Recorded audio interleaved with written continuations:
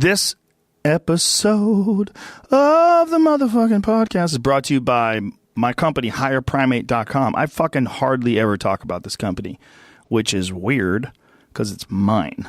But when you look at my sweet, sweet fanny pack, that beautiful leather one made by Roots with the Higher Primate stamp, where do you think I got that from? My company. You ever see that kettlebell Conquer Your Inner Bitch shirt?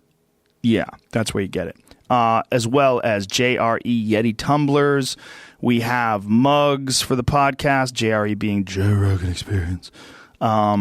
T-shirts, all kinds of shit. Go to higherprimate.com or not. Do whatever the fuck you want to do. You know what I'm saying? We're also brought to you by Wish. The Wish app, ladies and gentlemen, making e-commerce accessible to everyone on the planet. Over 300 million users and growing, including young Jamie. That's right.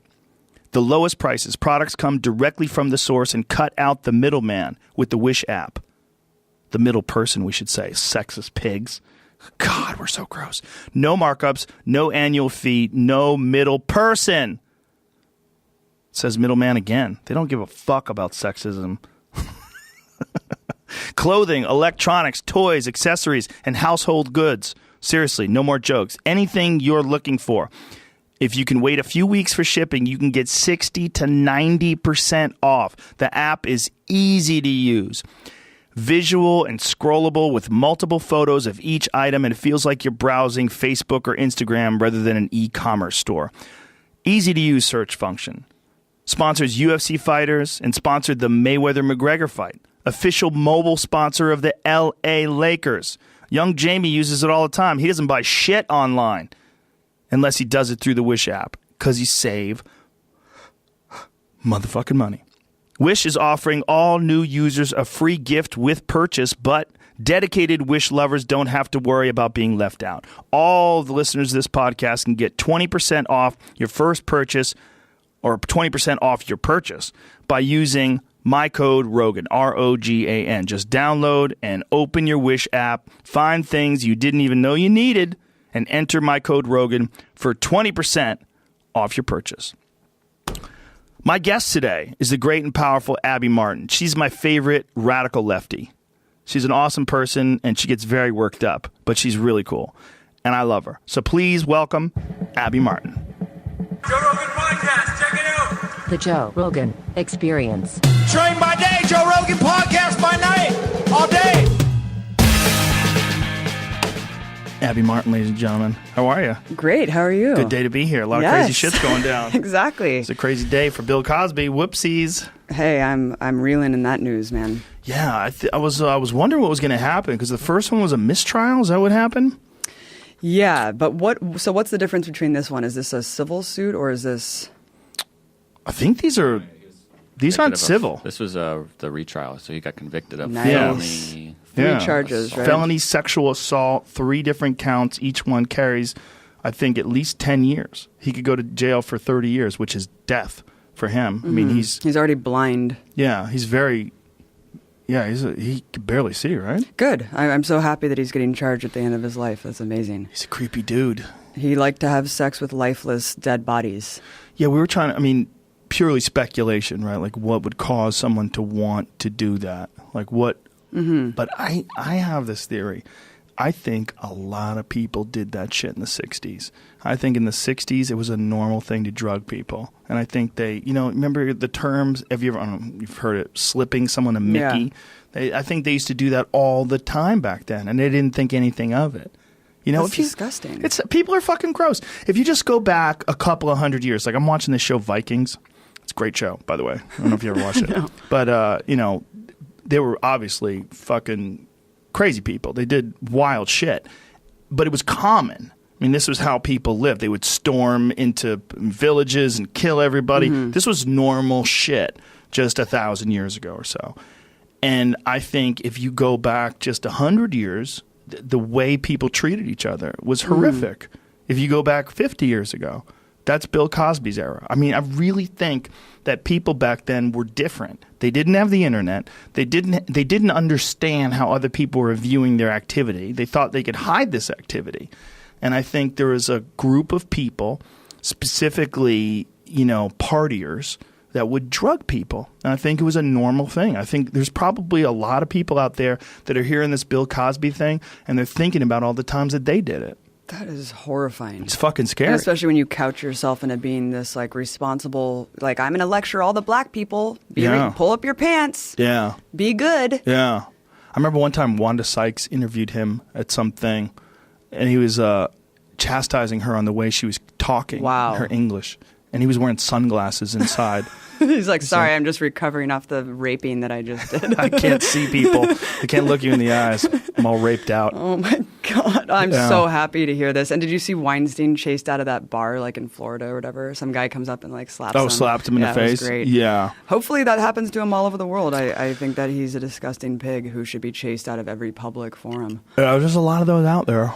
There's a lot of creepy humans in this world, I think we're in this unprecedented time of understanding in terms of the consequences of your behavior, what you can and can't do now, and then the fact that people will just, if you're doing something horrific to people, other people are now going to know. Right. Whereas, again, 50 years ago, nobody fucking knew anything. Think about JFK, right? Think about all the shit that's going on with Trump, and Trump just kind of it's like water off a duck's back with Trump for whatever reason. So he's got some strange ability to just fake news. That's his brand. His brand is being a misogynist piece of shit. Yeah, so it's people it's also he just says it's lies. Yeah. And he just keeps going, and everybody knows it's not a lie. And they're like, what are you going to do? Well, he's not freaking out. He's acting like business as usual, and somehow or another that's okay.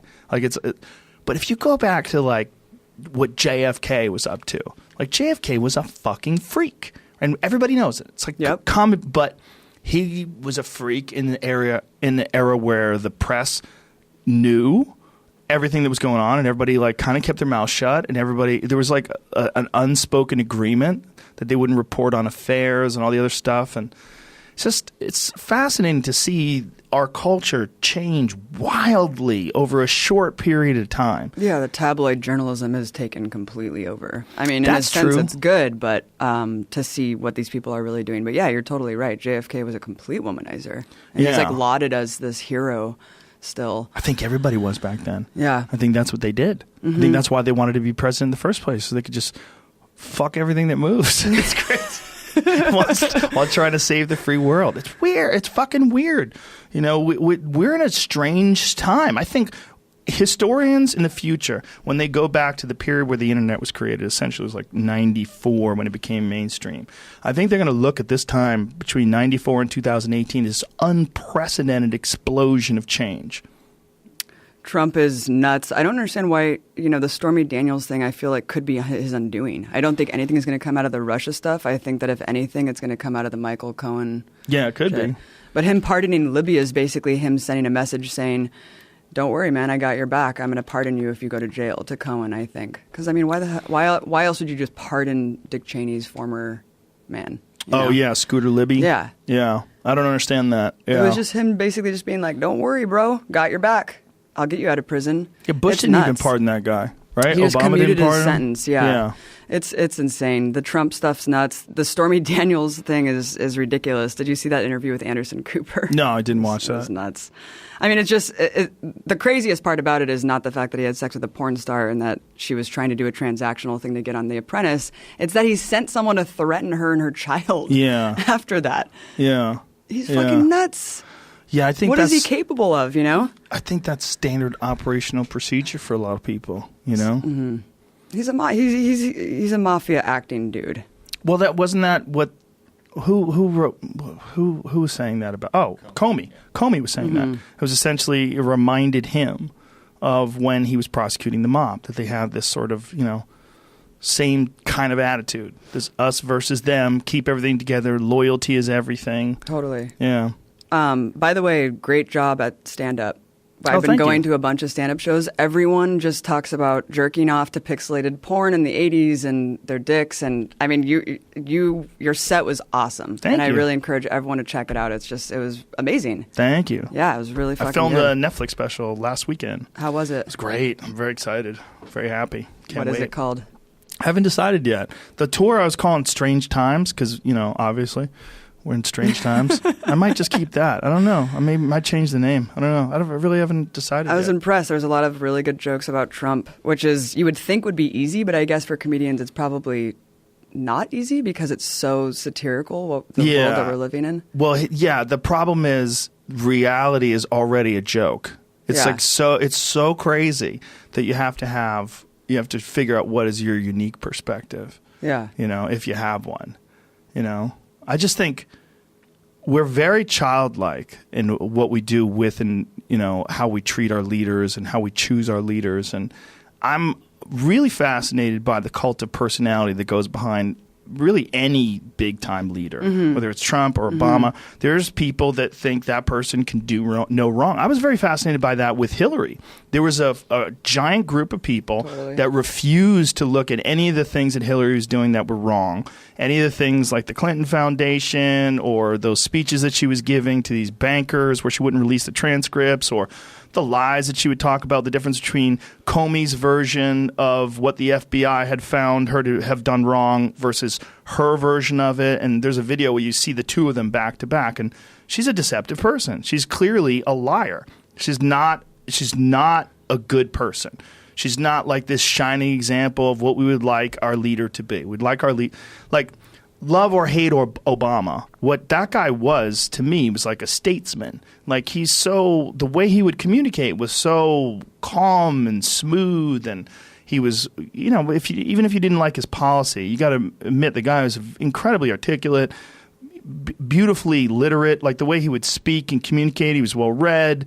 Like he, to me, represented what I would like the version of the person who's running the big thing to be. And I think that's the whole crux of people who have brainwashed themselves into thinking there's some sort of like deep state apparatus that's outing Trump. I think that the real problem, look, the deep state is the military-industrial complex. They're winning at the end of the day no matter what. Defense contractors' stocks are skyrocketing.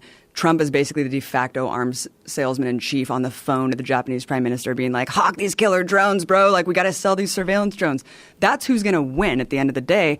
The neoliberal establishment is who hates him because he removes the mask of empire. Right. That's what he does. He removes the mask. He's making it less palatable to sell imperialism around the world. And I think that's the crux of why you see kind of these think tankers and the liberals on TV, and we can get into this later, but there's a whole misnomer going on about the left and a mischaracterization about the left. The left has no fucking power in this country. The left has no voice in terms of news coverage. So what all about these people, Rachel Maddow? She is not left. She is a neoliberal corporate shill. You say that, and so does Jimmy Dore. Jimmy Dore says the same thing. Yeah, he just thinks that she does not represent the left. And not at all. There's a myth of the fact that the media is liberal in general. I think that, TV culture aside, news is not, there is no liberal media. Media is owned by multinational corporations with conservative business owners that have interlocking boards of directorates at defense contractors, Monsanto, et cetera. Those people aren't fucking liberal. They're not left. They push down their policies. It doesn't matter if you're a Maoist working at Washington Times. You're not going to be able to put out that contradictory narrative that your shareholders are pushing. It's really unfortunate that the left has been basically, I don't know. I mean, they've just demonized the entire left, where now you have the NRA fomenting civil war against the fucking left. Trump and all of his followers are just like, the left is what's really wrong with this country. There's no power. We don't have any power. You've given me, I have more of a platform than probably any other leftist because you have given me a platform on the show. When have you ever heard my views, on TV, ever? You know what I mean? Well, when you were on TV, I heard them. Which is why we go to RT. It's nuts, man. Yeah, but that's a weird thing too, right? Because people think of Russia. Right. Russia's the great enemy, and you were on Russia Today. Yeah. Abby Martin's, she's a tool of the Russians. The Russians. That the Russians were nothing forever. The Russians, we got through the Cold War, the Russians are our friends now. Whew! Because when I was in high school, we were always worried we're going to get bombed by the Russians. Right. That shit went away. Yeah, how does it feel to just have that back? Feels weird. I don't believe it. I don't believe we're going to get bombed by the Russians. I don't think we're going to bomb them. I don't think they're going to bomb us. And I think, as cliche as it sounds, mutually assured destruction is probably a really good incentive to not launch missiles into the air. I think that's still real. What do you think about the Syria stuff? It scares the shit out of me. Yeah. Everything anything to do with ISIS, anything to do with like ideological warfare, all that stuff scares the shit out of me. You know, when you see what people are capable of doing, if they really believe in their cause and they really believe God's on their side, they really believe, and also if you really believe you've been fucked over by the great Satan, all that stuff scares the shit out of me because most people are blissfully unaware of what the United States and what the commander-in-chief or whoever the fuck is pulling the strings is doing overseas and what the repercussions of those actions are going to be. Yeah, that the guy who I don't know when the Quebec mosque shooting was, but his justification was, Islamic terrorism made me do this. So if that's the case, what are all the people that we kill with drones? And we just killed the bride at a fucking wedding party in Yemen. Is it another one of those? Yes. Just How 2 many days times ago. we bomb wedding parties? At least 8, I think. That's our thing. Yeah, and it's deliberate because we're supplying intelligence and weapons to Saudi Arabia. It's not just, we supply them weapons and turn a blind eye. We are supplying military intelligence and targets for them to bomb. And we are actively helping them do that. So, yeah, they just bombed another wedding party on top of the funerals, hospitals, schools. But why wedding parties? Was there someone in the wedding party they were trying to get, or was it a mistake? I don't even know what the official line is, but how many wedding parties can you bomb before we draw our red line? I mean, it's just disgusting. And they killed the bride. They killed the fucking... So what are all these people who grow up... This was supposed to be the happiest day of their lives, and now, are they going to grow up wanting to kill Americans? I mean, well, if you were a blaming the American theorist, government? Yeah, if you were a conspiracy theorist, that's what you would say. You would say the reason why they're doing this is that the United States wants an endless war. The best way to ensure an endless war is to occasionally blow up some people that really have no dog in the fight, and you create a bunch of radicals. You create people that are hell-bent on revenge because of that.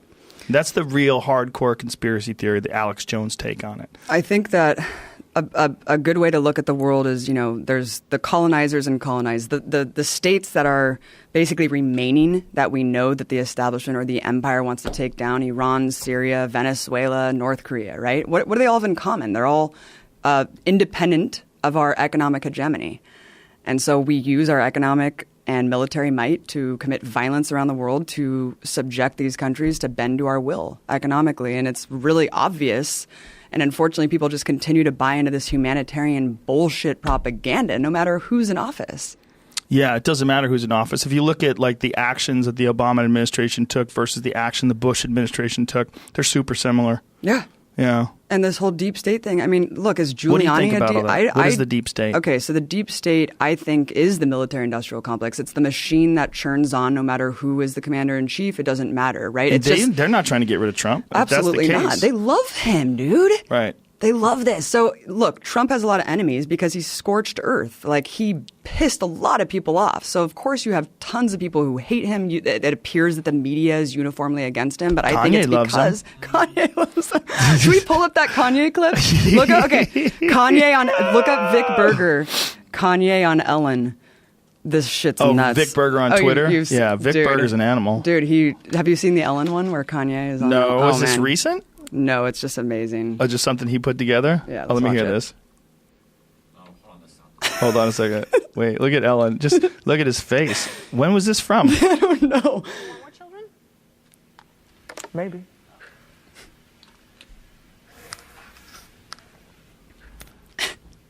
We're looking at Kanye Does Kim want more children?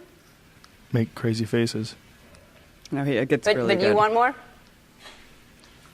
Does Kim want Jay more? is in the building. Throw your money hands in the air right now. Put your hands in the air right now. Yeah, put your hands in the air right.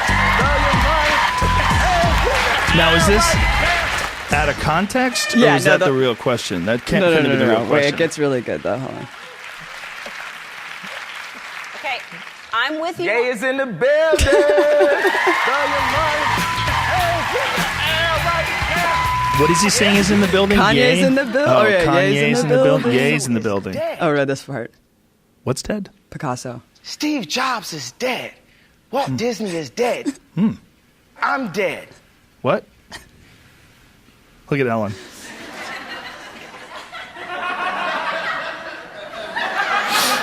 It ain't no joke, as Rakim said. Did you see that he wrote that he was going to be the next president? He tweeted to Harvey good Levin. God. from TMZ. They called him erratic. He's like, please don't call me erratic. You're speaking to your next president. Oh my God. Did you see Kim say, like, look, you guys, Kanye's just living in the future in a couple of years. Someone else is going to say what he does, and you're going to praise him. Oh, yeah. It's like, really? She's just trying to keep him home. Just like, she's got to say whatever she can. Keep him from vanishing. It's so bizarre, though, right? Yeah. I wish I knew what was really going on. Like, Jamie thinks it's a big part of it, a big publicity stunt because he's got an album coming out. Look at him nodding. 1,000,000%. Well, there's a huge vacuum to be It's filled. a big number. All you have to do is be, a token person, and like the Joey Villa woman who was like, all right, I'm going to wear a Trump dress to the Grammys, and then I'm just going to, sell tons of records, because there is a huge vacuum to be filled of Trump supporters who are looking for people like this. There's definitely that. It's fascinating to me. It's really interesting because he's changed what's possible. And this is one thing that Trump has absolutely done. Like when he won, like that changes who can be president. It really does, because it's now like, okay, we know that we've already decided we're willing to elect someone that we know really probably shouldn't be doing it. So now what?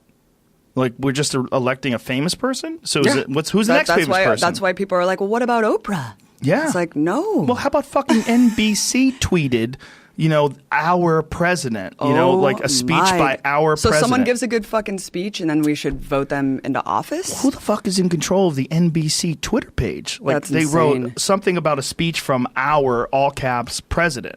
Like what? Wait a minute. I thought The Rock was going to run for a while, and then can I was win. like, yeah, well, and then I'll I vote saw for that him. he had a big dinner with the Saudi king, and he was like, oh man, like next time I'm bringing the tequila to your house, and everyone was like, Saudi Arabia's a dry country, dude. Like, and he was like, oh shit, and then he deleted the tweet. It's like, obviously you just drank a giant bottle of tequila with the king. And the king's not Saudi supposed to Arabia. drink? Yeah. Oh. That's a mistake. And who else was there? Oh, Morgan Freeman, the voice of God in Hillary Clinton's soul, was with The Rock and the king of Saudi Arabia. Somehow this is cool. But Bashar al-Assad is a monster, yet the king of Saudi Arabia is a cool dude who we should have dinner with. That makes sense. Is this the young king that's trying to modernize the Saudi Arabia? revolutionary. Yeah, what is his deal? He's like, he locked up all those people for Who the hell knows? Probably being to corrupt. consolidate power. I mean, that was the line that came out, was like, oh, he's revolutionary, he's a reformist, but I mean, I think that it was just to consolidate power as a power grab, and Someone's you just see cynical. Hey, come on, it's fucking Saudi Arabia, dude. Listen, women can even drive there now, so why don't you relax? Can't they drive? Can they? They can, right? But not at night or something like that. Right. They still have to have their Yeah, they male can't look at guardian men. escort Yeah. them around. So, dude, last time we were on, wow, crazy stuff happened after that, right? Yeah, Huge I ass smear got campaign. a gigantic pile of email. Thankfully, to the wrong email address, but I still was aware of them. Right. Of a bunch of people, and it was like a form letter, talking about how you're a liar and you're anti-Israel, and none of this stuff is happening between, Israel and it got weird. It got Yeah. weird. It was So- like hundreds and hundreds and hundreds of emails. I don't even know how many were coming in. And that's a campaign. That's Yeah. a campaign with large amount of money behind it, because the Israeli lobby likes to come down very hard on people who speak out against the crimes of Israel. As you see, this is a third rail issue. No one talks about it, even though it's so fucking obvious. I mean, we hear the mantra, Putin kills journalists all the time. Well, Israeli forces are sniping dead journalists and children on camera, and yet the world turns a blind eye. Well, someone got killed just a few days ago, right? A journalist just died Yeah. yesterday. He was Was it shot in the Palestinian? abdomen. Yeah, they're Yeah. all Palestinian. There's been no Israeli casualties, wounded or otherwise. But yes, Stand With Us is directly funded by the Israeli government. It's part of their giant Hasbro operation, and they made a video. They were promoting a video trying to debunk what I said on here. Look, you can look at the Empire Files and see all of the documentation of what I said. And that's your stuff. That's the all my Empire- stuff. Yeah, the Empire Files. Where's that? The EmpireFiles.tv. And it's a YouTube channel that you can subscribe to too. But I mean, it's just very easily verifiable facts. Like that Israeli military law governs the West Bank. This is verifiable in 5 seconds on Amnesty International. So it was just very desperate measures to try to obfuscate what I was saying. And this is really all they have left, because the tide is turning, man. I mean, look, Natalie Portman just signed on to boycott this conference in Israel, and they are running scared. I mean, they're trying to revoke her citizenship because she's basically participating in BDS, because she said recent events have made her greatly disturbed. As it should disturb everyone, the fact that there's this ongoing massacre And if I could just explain to people what's going on really quickly, it is horrifying, you guys. I mean, there's a thing called the Great March of Return, and it's been completely nonviolent on the side of Palestinians. It's in Gaza, which is the open-air prison where about 2 million people are housed and caged like animals, and they're not allowed to leave. I can't think of any other place in the world that refugees actually can't leave. Otherwise, they'll be shot. So there's like Israeli guard posts surrounding this place. They count their calories. They don't let them have concrete, anything that can be construed as a weapon, etc. So anyway, they're protesting this, right? Because they have no dignity, no humanity, and no agency to live their lives. And so they're protesting nonviolently. They're going up to the fence, and thousands and thousands of them, and 40 people have just been executed. There's Israeli soldiers sitting up, perched on a hilltop with sniper scopes. This isn't just random gunfire that people are being hit with. They are deliberately attacking every single person with headshots, with genitalia shots. It's sick. And press. There's people marked press. I mean, that's an egregious war crime. Yet you have Nikki Haley vetoing every single UN resolution or investigation into Israel. I can't imagine another country. Why do you think that is? So I think that, look, Israel can only survive with U.S. sponsorship. And we love to have that beachhead in the Middle East. We love to have that military garrison because we use Israel like what happened in Syria. We used Israel to bomb Syria first to test the waters. We used Israeli forces to execute nuclear scientists in Iran. We used the Mossad to do all kinds of stuff. So we love to have that kind of military outpost in the Middle East that we can use to try to intimidate all those post-colonial states that are independent or we want to overthrow. So I think that's why, a lot of people say, oh, the lobby controls us, and I think that that's wrong. I think that there's a lot of lobbies that have influence, but I think it's more strategic than that. I really do. And so for the Palestinians, so the Palestinians that are trapped in Gaza, and if they leave, there's no other way to go other than through Israel? Yeah, well, yes, and a lot of people are like, oh, well, what about Egypt and Jordan? They can try to go out that way. No, I mean, basically, they're all in cahoots with the Netanyahu's administration, and they're all basically client states of the U.S. So, no, they can't leave, and Israel controls their water, the passageways, everything. They don't let them leave. Like a lot of these people who've been shot with sniper rifles can't even get treatment because they're denied treatment. So there's so many amputations that are totally unnecessary. So now you have like thousands of people who are just amputated.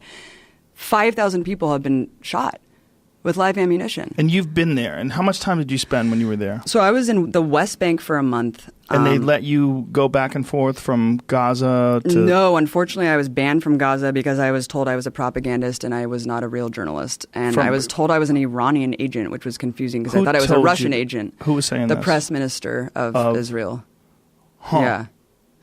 Yeah, so I think they thought it was... They probably calculated that it would be less risky to just block me from entering than having me go in and show the horrors and the abuses that are going on there. But I mean, we're talking about executing children in sniper scopes. And there's videos of these soldiers gleefully laughing. They are literally like, man, did you see his legs go up? Like, look at that shit, man. Oh, did you get a headshot? IDF soldiers have T-shirts where they have pregnant women in crosshairs that says 1 shot, 2 kills. Like, these people are fucking sick. Yeah. Is there a photo of that anywhere? Yes, there is. Look it up. IDF soldier pregnant woman T-shirt. They also have crosshairs of babies. What the fuck? And then not only that, but on top of all of this happening, you have colonial settlers who come down and they're cheering them on. They're like, this is the best show in town. They're sitting there drinking coffee and beer and just cheering on this massacre that's been going on for 4 weeks. Look at this. There it is. 1 shot, 2 kills. Wow. Yeah. That's crazy. So to stand with us, that organization... that is a crazy fucking T-shirt. Yeah. So stand with us and all these other organizations that work on the behest of the Israeli government to try to smear anyone who criticizes it. Your time is up, man. People are waking up. You can't just keep executing people on camera and getting away with it. And, if stand with us means stand with the snipers shooting kids from a sniper scope. Why are they doing this? They want to terrorize and put fear in the hearts of these people. They don't want them to protest. They want them to submit. They want them to submit, and they basically have dehumanized them to the point where they, you can't put a kid in a sniper scope and kill him unless you've completely dehumanized him to the point where you think that he's an animal. And that's just how it works. I mean, they've been so dehumanized there, it's not even funny. And what these people are asking is very simple. They want the right to return, which is authorized by the UN when the refugees were expelled in 1948. The 750. right to return to Israel. The right to return to Israel and live as equal citizens. It's not about, it's not about expelling the Jews or people who live there. It's about living and coexisting and having equal rights, because right now there's an apartheid state where there's 50 discriminatory laws within Israel proper, not to mention the fact that the West Bank's under Israeli military law, not to mention the fact that Gaza is an open-air prison. So within Israel proper, there's apartheid too. So it's sick. We are sponsoring this with $10 million a day. Israel would not survive without the U.S., which is why I focus on ending the U.S. empire, because I'm like, it doesn't matter if everyone in the world boycotts Israel. We're still going to subsidize the horrors and the daily atrocities with our tax dollars, and they're not going to stop. And that's why this is so fucking brazen. Wow, have we been vindicated, Joe? Because I can't think of another... I mean, when else has anyone done something this brazen? Committing an ongoing massacre for a month straight, just sniping people who are completely unarmed. This is insane. The only thing I can think of that's slightly similar is when Israeli commandos hijacked that boat. There was a flotilla going to Gaza to bring wheelchairs because they don't allow wheelchairs in. That can be construed as a weapon, even though there's tons of amputees.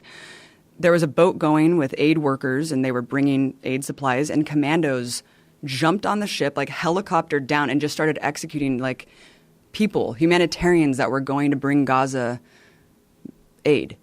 And the news made it seem like they were like, look at these people on the boat, like hitting them with chairs and stuff. It's like, dude, they fucking propelled onto the boat and started executing people. Of course you're going to use whatever you can to try to like ward off these soldiers. So that's the only other thing, and that really woke me up to the whole situation, is when I saw how the media was covering that massacre. So now seeing this, I don't know how they're getting away with it. I don't know how people have not woken up to this, but the media, the way that they're covering it, is atrocious. They're saying there's clashes. They're saying that the Palestinians are dying of head wounds. It's like, no, just say that they were executed with sniper scopes. Like, this is deliberate. But the way that the media plays around and uses this passive voice is just nuts. Whether it's Palestine, Venezuela, Syria, whenever you have like complete media uniformity just peddling a line, probably the truth is somewhere on the other side. What does Israel want? Like, as a state, like, what do they want from the Palestinians? What do they expect? They expect to just keep the status quo, keep business going as usual, never let those people live a normal life. Like, what do they want? And why do they have so much hate? And why haven't the Israeli people, like, seen the horrors of this and rebelled?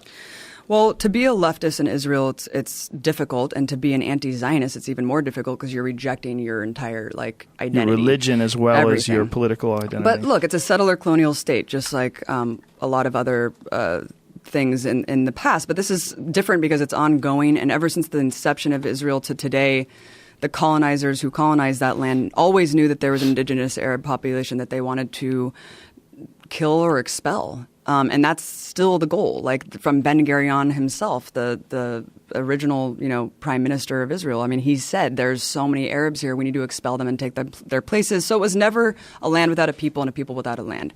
It was always overrun with Arabs, and they've always just wanted to expel the indigenous population so they can have an ethno-supremacist state.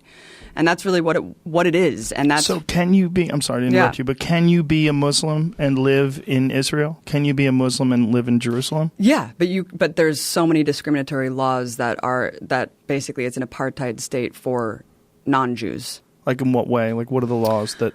I mean, there's so many things that people can check out, but I would really recommend the work of Miko Pilet and Ronnie Barkin. They're two anti-Zionist Israeli-born Jews who have extensively talked about this.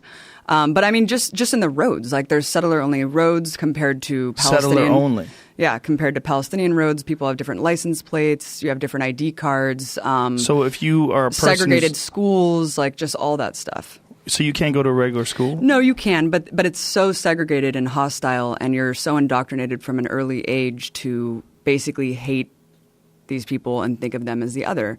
And I encourage everyone to check out interviews that I did with just average Israelis in the streets, because the genocidal rhetoric is very apparent and it's very open. And is these there a good people one were that we could play me. right now? Sure.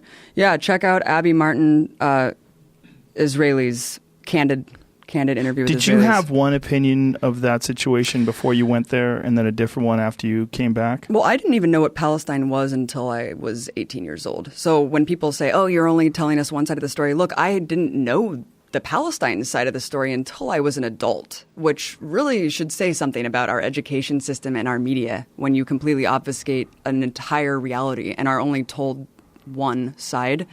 But before I went there, I had a conception of what it was, but once you go, you really see how much worse it is. Says Israeli party approves annexation plan. Oh, sorry, I lost it. Is this the... yeah. So go to... Coerce Palestinian departure.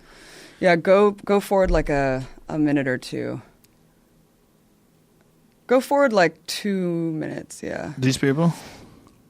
After this, keep going. And what are you asking Okay, these this is people? good too. Okay. So yeah, start playing here. This is the thing, and also the Stand With Us people in the Israeli lobby basically said, oh, you cherry-picked these interviews, you only picked like genocidal people to talk to. What the hell are you talking about? I was in Jerusalem. There's a place called Tolerance Square. It's a bustling shopping area. I spoke to people from all backgrounds, all walks of life, and I just asked them very simple questions. What is it like to live here? How do you deal with the, problems?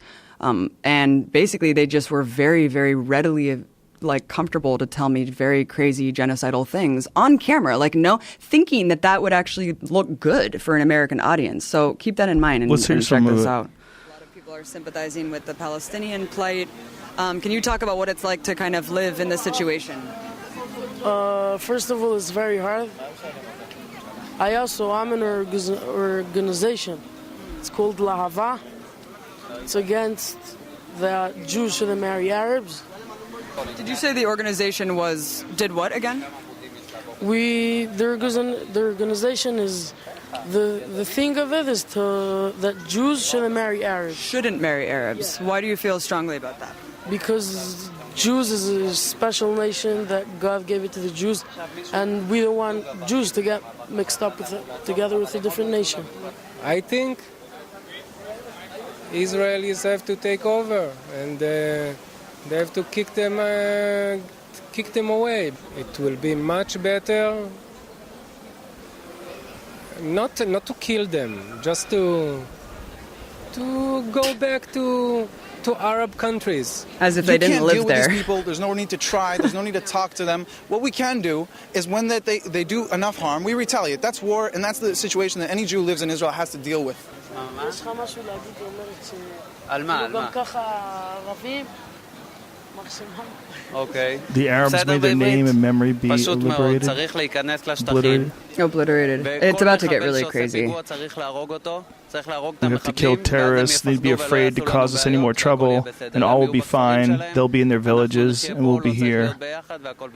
We don't have to live together, and everything will be just fine.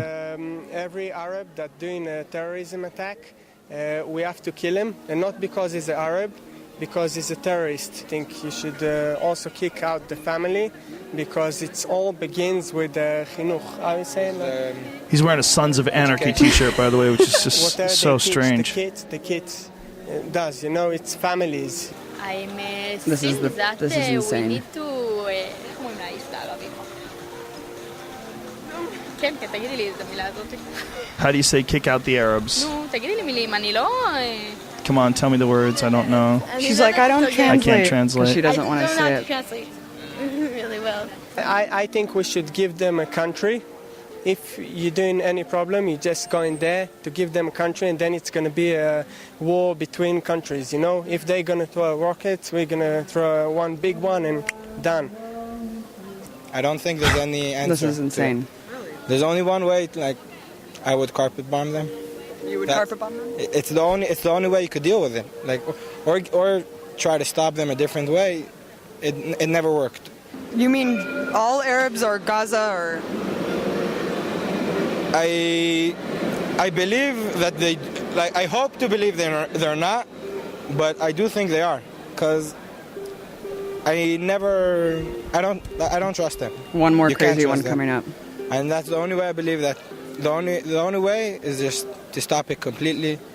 I think that we're miserable. The Arabs make a פיגועים and we need to The kill Arabs make a Arabs. a terrorist attack. We need to kill the Arabs. Arabs. She's laughing. My That's, friend's like, all right, have a good day. We'll talk about this later. I he mean, says. look, this is reflected in polls. A lot of people, when you look at Israeli society, you know, it started off as kind of a socialist project with the kibbutzes, and now it's just turned into a fascist, supremacist state where Netanyahu reflects the true face of Israel, just like Trump reflects the true face of this country. And when it's getting too toxic for even Natalie Portman to be this ambassador to Israel, you know that the tide is turning. But unfortunately, there's so much shit going on. Congress hasn't said anything. They just totally support this, man. And there's weird like BDS legislation trying to criminalize basically dissent, where you have contractors in Texas having to sign clauses, promise that they won't support boycott of Israel in order to rebuild hurricane homes. What is BDS? Boycott, divestment, sanctions. It's the movement that Palestinians have asked us to help them to, boycott. And that's what Stephen Hawking was all about. He boycotted scientific conferences in Tel Aviv. So this is what we got to do, and we have to fight our government to stop endorsing these massacres and atrocities. Well, obviously, this attitude that these people have, it's coming from a place, and they were talking about terrorist attacks. Like, how many terrorist attacks are actually happening in Jerusalem or in Israel? If you look at the breakdown of terrorist attacks, how many are against soldiers? And that really gives you an insight. Look, these people are being occupied militarily. The occupation is illegal under international law. And resistance is a lot of times acceptable under international law when you're being illegally occupied. So if you there look are at terrorist attacks against Israel.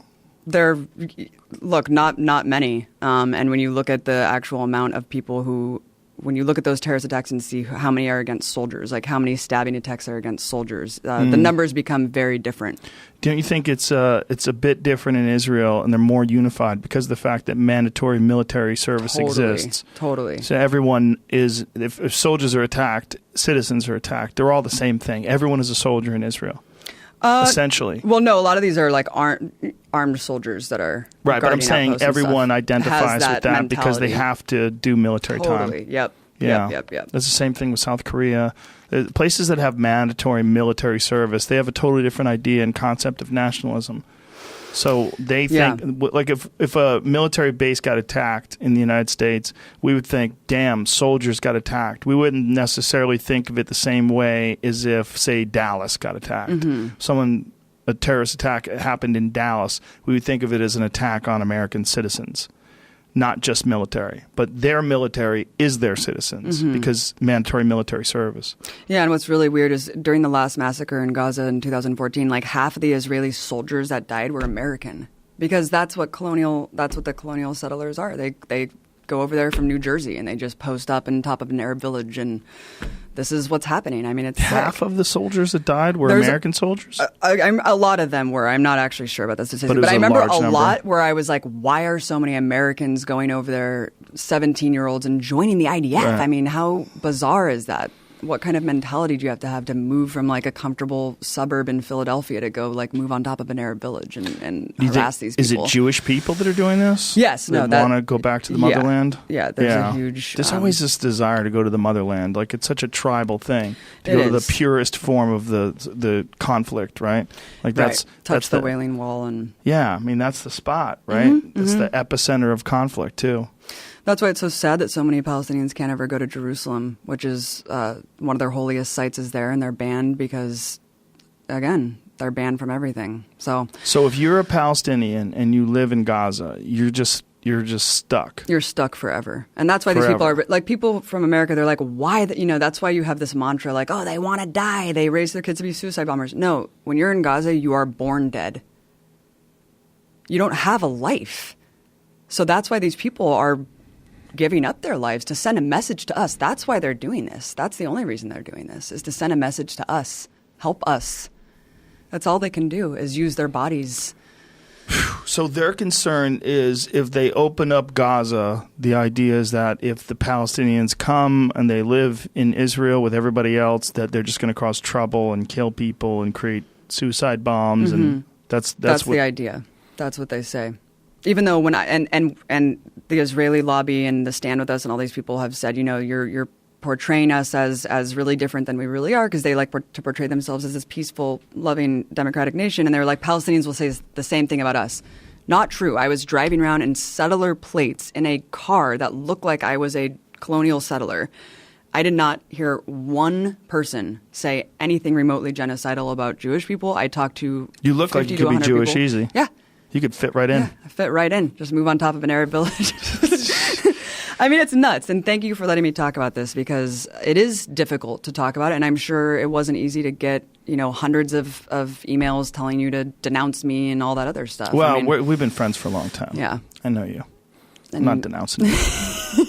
And it's coming from somewhere coordinated. That's the thing. There's a lot of money behind these attack campaigns. So. Well, I understand their perspective if they don't have the same experience that you've had being over there. And there's a lot of people over here that are extremely loyal to Israel that have never stepped foot in Israel. Totally. And maybe they haven't experienced what you've experienced. Well, not maybe. Most likely.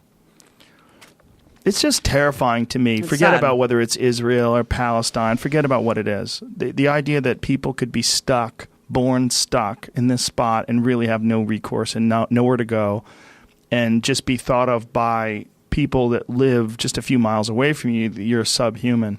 And that the fact that someone can make that T-shirt with 1 bullet, 2 kills, and show a pregnant woman with crosshairs on her belly, that scares the shit out of me. That is Nazi Germany. I mean, the fact that they can't understand that this treatment of the Palestinians in that T-shirt is essentially the same way the Nazis were looking at the Jews. It's treating people as the other. It's a very difficult to understand quality of human psychology, is that when we're in conflict with another nation, another person, we think of them as less than us, like literally less human, not human, the enemy. They're that thing that we have to stop, and it's been a part of warfare since the beginning of time. Absolutely. That's what's so trippy to me about like the British occupation of Ireland, because these, I don't know if you've seen that movie, The Wind That Shakes the Barleys. Holy shit! No, that's a I good haven't. Movie.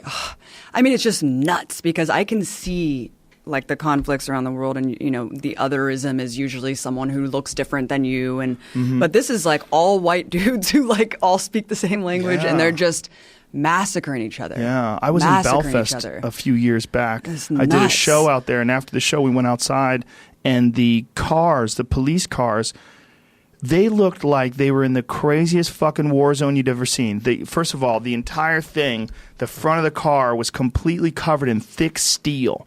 They had this big steel grate over the windshield. They had bomb shielding all over the car. We were looking at the cop car, we're like, what the fuck is this? Like, oh yeah, man, this is when the IRA was bombing. This is what they did. They just started setting everything up like this. And we were talking to this driver, and the driver was explaining to us what it used to be like when, they were at war, and what people had done to people that knew him, and, just people that look incredibly similar to each other, again, speaking the same language, just gutting each other in the street, torturing each other, killing each other, Protestants versus Catholics. I mean, it's that thing that humans do where they treat an enemy as something less than them, the other, and just decide that that's the red team and we're the blue team, so fuck them. That is a scary, creepy fucking thing that humans are capable of. I'm confused about the whole religious, like how it grew into a religious conflict, because originally it was just the British colonial overlords like harassing the fuck and beating the hell and raping women who were just Irish in these villages and towns. And how much can you subjugate other people and put them in cages like in Gaza, or do this and harass them and humiliate them until they do something about it? Yeah. I mean, that's just the nature of human beings. You can't cage people. Well, if you really want peace on earth, is that really possible? First of all, right? There's always a question, like, we're so tribal and people are so committed to their side and their team, and is it ever possible to eliminate all war?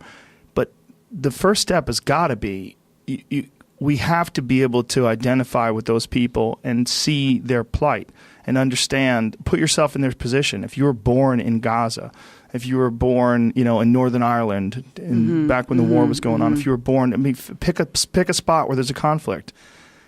You've got to be able to realize, like, we got lucky. You got lucky. We got lucky we live in California. I got lucky I was born in New Jersey. We got lucky we're not in Gaza. We got lucky we're not wherever it is, wherever the conflict is.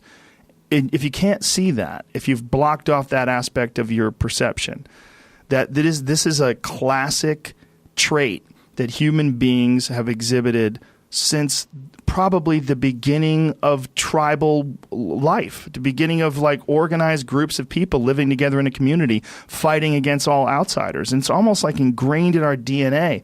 The way we stay alive is anybody who's outside of us, fuck them. Well, like you said, we're only 2 people ago. It's only literally like. Yeah, I mean, how crazy is that? That's crazy. Yeah. 3 people ago we had slaves. Yeah, 3 people ago. 3 people ago. Yeah. That's it. People live to be 100. That's it. Yeah, that's real. I mean, and no one says that. You know, they don't look at it like human beings. We rely on information, right? We rely on like, oh, that's what's going on? Oh, I didn't know. You know, like most of us don't know. You're just driving in your car. You're doing your life. You're really not getting information from all over the globe. How many people accurately even understand why North Korea hates us so much? Oh, and no one. The amount of fucking shit we dropped on them during the war. We killed 20% of their population. Yeah. 20%! Yeah. Imagine. Yeah. How many millions of Americans is that? We're like, that wacky Kim Jong-un, his fucking haircut. You hear what he did? He's crazy. He has Dennis Rodman comes over there. They play basketball. I mean, that's literally most people, that's the extent of their understanding of why North Korea distrusts the United States. Even though after we decimated, the entire country, all the infrastructure, dropped napalm over the entire country, where we actually retreated only because there was no infrastructure left to bomb. And for the past, 70 years, North Korea has literally been building up defenses to prepare for the next time that they know that will happen. And we're like, oh my God, they're so fucking crazy. Look at this crazy military fascist state. It's like, well, I mean, there's a reason behind all these things. They don't happen in a vacuum. I was reading an article today about how their nuclear test site is imploding. Ooh. Like they've blown up so much over there that the fucking ground's caving in. They're opening up a portal to hell. like they're blowing a hole through the earth. But something really good could come out of it with the peace talks. President Moon of South Korea and Kim Jong-un, and now Trump is forced to jump on board. And if Trump can pull this off, then more power to him, man. That's got to be so strange. The North Koreans and South Koreans looking exactly the same, staring at each other across the line. You know, back when I was competing in Taekwondo, it was...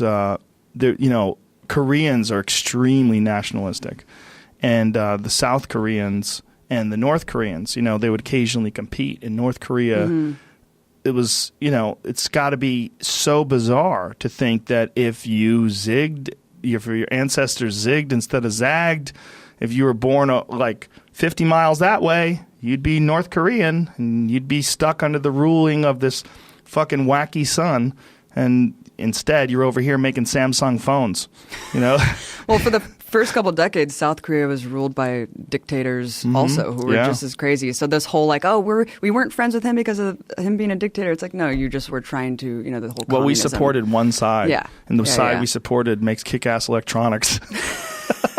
And they're addicted to plastic surgery. Have you seen what they're doing with women's eyes over there? No. Oh, my goodness. What? Women in South Korea, it's so common that they get their eyes done. They get their eyes done like an anime character. Whoa. They get their lids widened? cut. Yeah, they get their lids cut and pulled up so that they have these giant Western eyes, but exaggerated. And it's so common that, if you didn't know any better, you would think that this is like, oh, well, some people look like this. No, there's so much plastic surgery over there that it's extremely common for these women to get these weird fucking eyes. Jamie, see if you pull it up, because this is something that I became aware of, Jesus, I want to say 8 or 9 years ago, when I was like, I just thought it was just a girl that looked like that.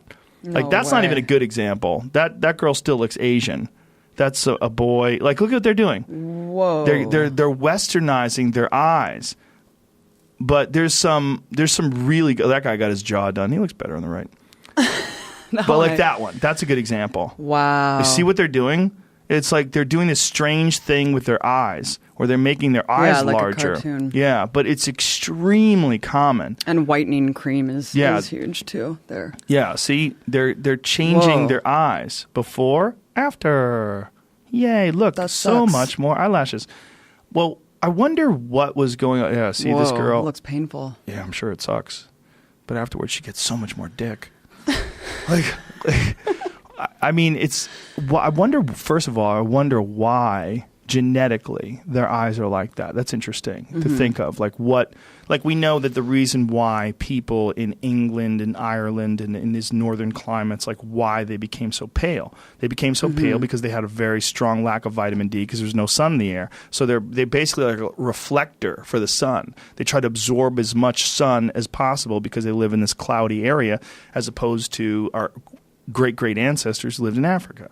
And that's literally why white people exist. Yeah. We're just Africans with lack of vitamin D. So race is a construct. Oh, fuck, most certainly is, but it's also observable, right? Like there's a clear ancestral origin to certain body types and diets. Like there's certain people that live in parts of West Africa. They're just fucking phenomenal runners, and there's no denying that. There's certain traits that people have that you can clearly say. I think the real problem is when we say race. Like the real problem, and then that gets us tribal again. That's us versus them again, because it's just humans. It's just humans that it's one race. But humans that live in high altitude climates are much more adapted to low oxygen environments.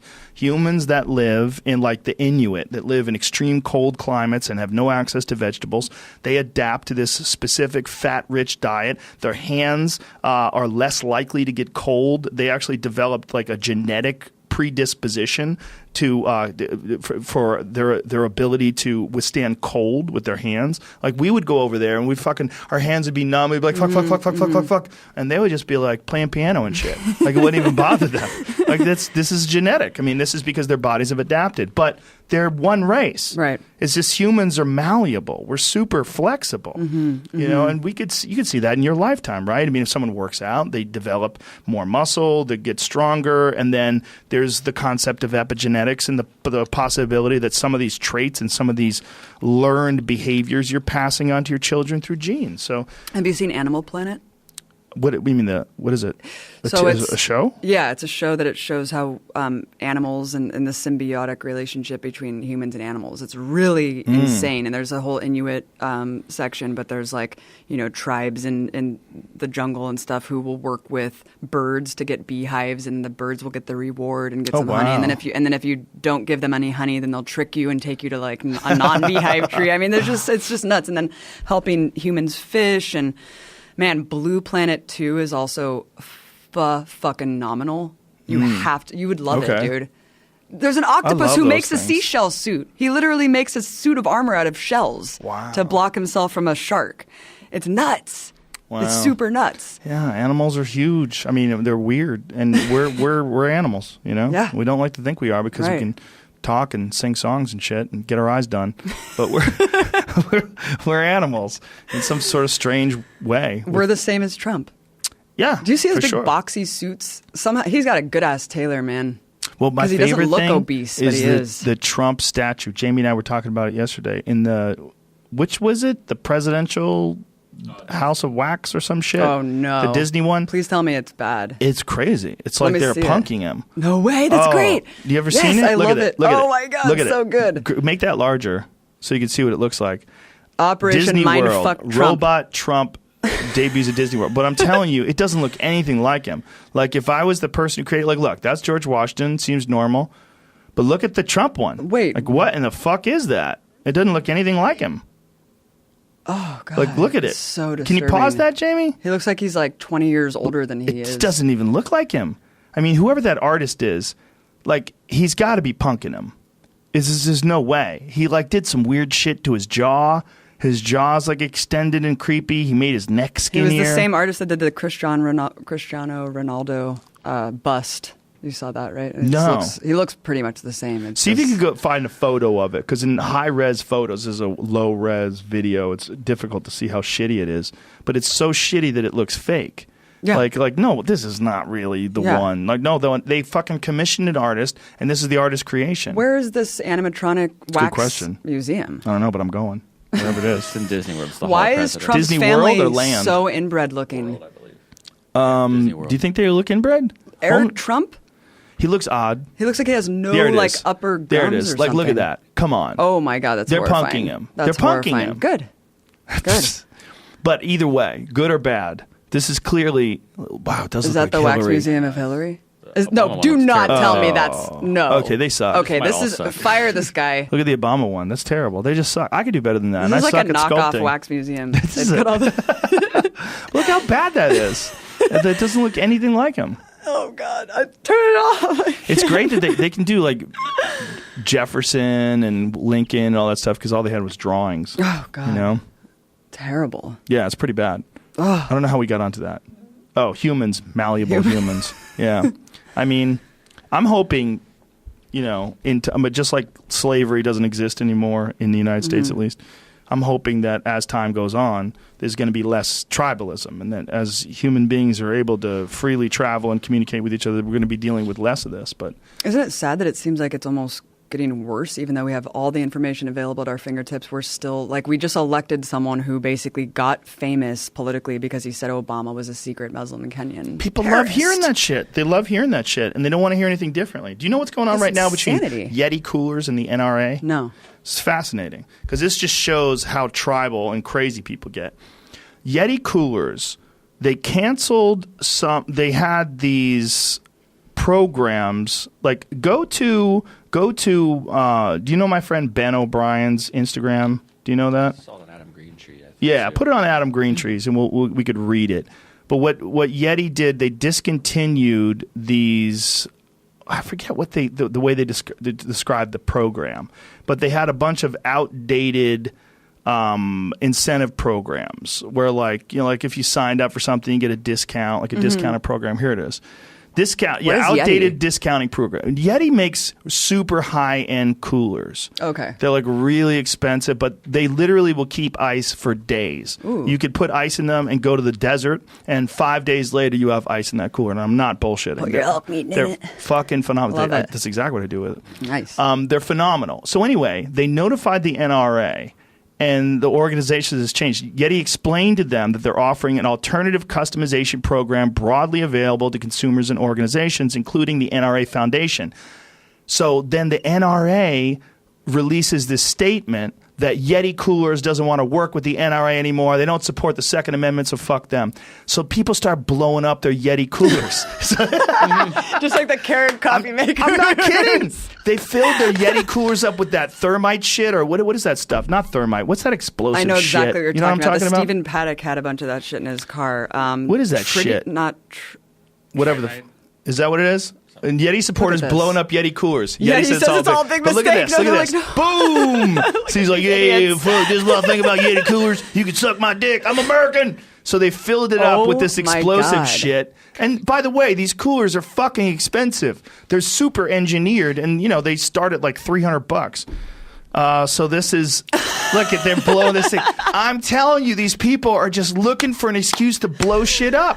But there's a my great God. quote in this article. What is this article from? What is this website? Is this the Washington This Post? is nuts.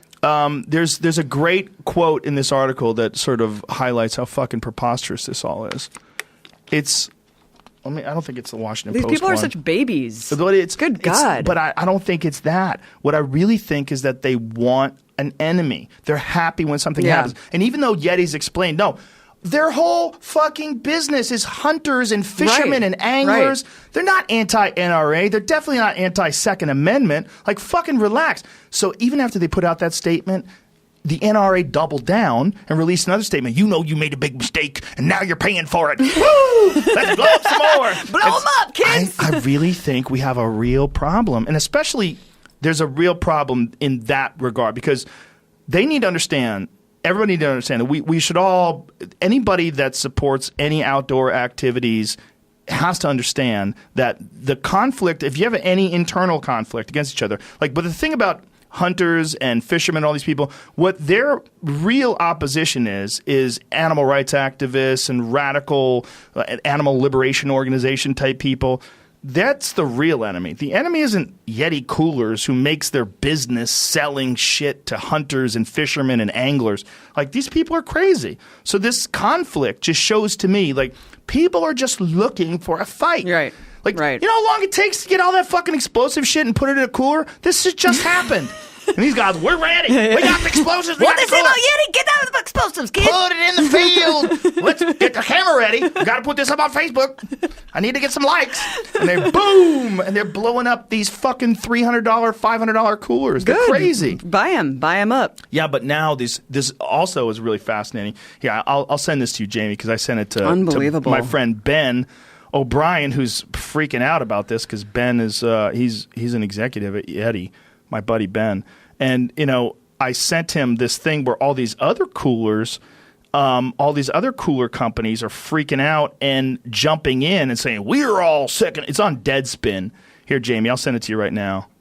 Well, these people kill me. All these alt-right. I mean, I don't know if they're alt-right. That's not even alt-right. But a lot of people who say, liberals are snowflakes and you cry about everything. It's like, dude, you guys literally have built careers off being victims. I mean, what is happening here? I mean, I know that this is not exactly the same thing, but it kind of is ridiculous, don't you think? Well, to protest, you throw your Keurig coffee maker out and smash it with a bat. Well, that's Sean Hannity. He speaks the truth, and these goddamn liberals are trying to silence the truth, and I'm not having it from Keurig. You want to boycott Sean Hannity? I'm going to boycott you. Like the Laura Ingraham thing was fascinating. Here it is. Bison Coolers. Look at these people. Only tap like if you have a Second Amendment supporting family-owned, made in the USA cooler company. We love Trump. We love guns and we love Trump. Join the herd, it says. Look at that. Join the herd. How about join the herd? What? Join the herd. The flock, you mean, Yeah. of sheep, you Yeah. fuck. You're trying to get people to be sheep. Like, join the herd. Why would you say herd? Are people cattle, you crazy asshole? Yeah, they're speaking to an audience there. There's a great quote in that. Scroll down a little bit, Jamie. Scroll down a little bit. Like the Is that Second it? Amendment, Stop.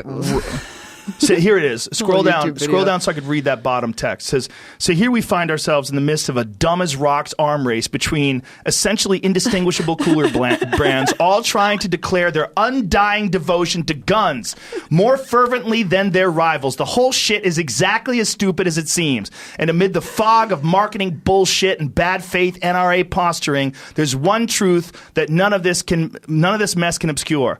$479.99 is too much to pay for a cooler. Thank you. Well, I disagree because they're solid fucking coolers. They're worth it. If you can keep, if you're using it for what you're using it for, if you that's can eat different. ice, if you go hunting or camping, you can keep Or ice in that organ thing for 5 harvesting, fucking days. very important to keep those organs They're fresh. insanely good coolers. But who wrote that article? Give that guy some That's fucking hilarious, props. man. The Deadspin author.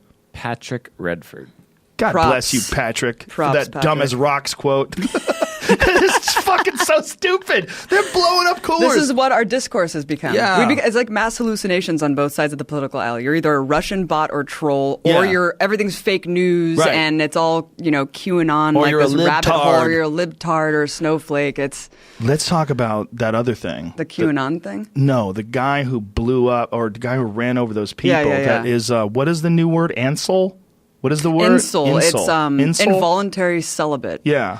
So Yeah, these so this people are is- killing people because now Bourdain was tweeting that there's like some sort of a Reddit forum with all these folks, and there's like 40,000 members. Oh, totally. Well, the guy who shot a bunch of women in Santa Barbara a couple of years ago, he Yes. was also like, I'm so attractive. Why don't you guys want to have sex with me? It's like, look, it doesn't matter what you look like. There's healthy, loving relationships that exist for everyone. Yeah, he was a little cutie. Yeah. The little murderer. He was a little cutie. So it's just Like, crazy just to me needed when better people friends. blame women and are violent misogynists because they are, they think that they're unattractive and they're basically just blame like attractive women for not having sex with them. It's really disturbing. And this guy apparently mowed down a bunch of people in Toronto because he was one of these people. Insoles creating rules, and honestly, this sickens me.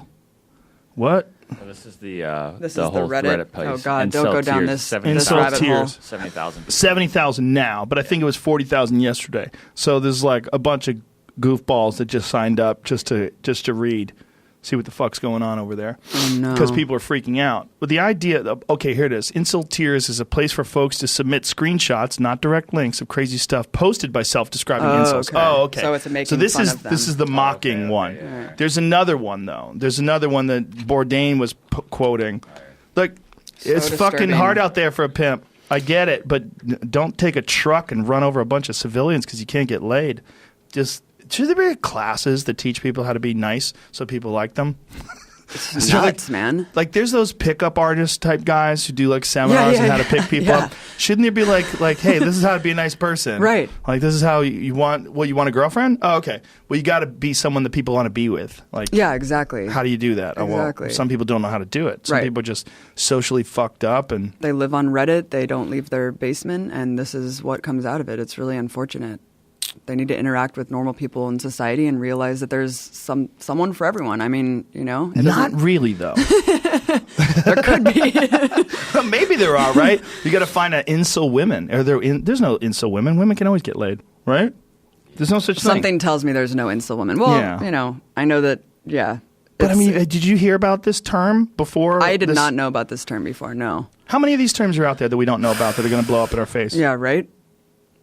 I mean, that are going to commit massacres, and then we're going to have to find out about some other weird subculture on Reddit that has been... There's multiple of them. It's a fucking weird time to be alive. Like, the weirdest, I think, in history. It's really history. Insane. I mean, like I said before, the mass hallucinations, there's no way to have actual dialogue or discourse about reality because you're a Russian bot. Yeah. The liberals have not, and I mean the liberals meaning the neoliberal, the think tank establishment, the people that people call leftists, which is a misnomer. But those people are so in denial about the fact that Trump won that they still just have to blame Russia for the fact that Trump is our president. They can't accept that he won democratically. Yeah. No. So it's really pathetic that now you have them suing the DNC over this erroneous, fraudulent lawsuit that's basically threatening press freedom. They're basically saying if you publish leaks, including Trump's tax returns, you could even say, I mean, this is what journalists do. They publish things that are that people give them. That's economic espionage, they said.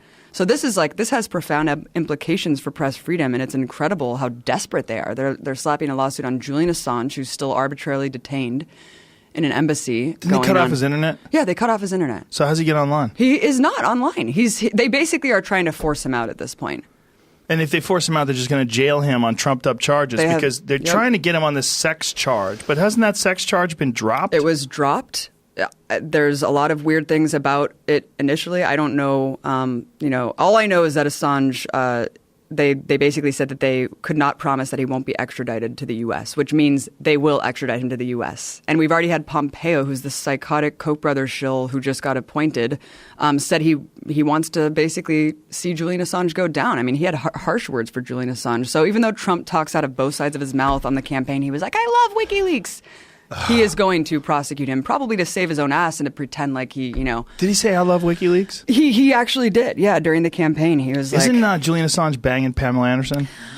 It looks like he did, huh? Julian Anderson, Pamela Anderson brought him a bunch of Chinese food to the embassy. It gets crazier and crazier. Yeah. It gets crazy. She goes to the fucking Ecuador embassy. Julian Assange, promote Gateway Pundit. That's disturbing. But what is that? Well, remember last time I was on, you brought up the whole Pizzagate thing, and we were talking about how Julian Assange has been. WikiLeaks. I love WikiLeaks. I think that he's trolling, but it's an irresponsible trolling where he's just kind of trying to stir shit. I mean, I don't know if I were Julian Assange, who knows how I would feel being pushed in an embassy and being arbitrarily detained like that and not being able to leave.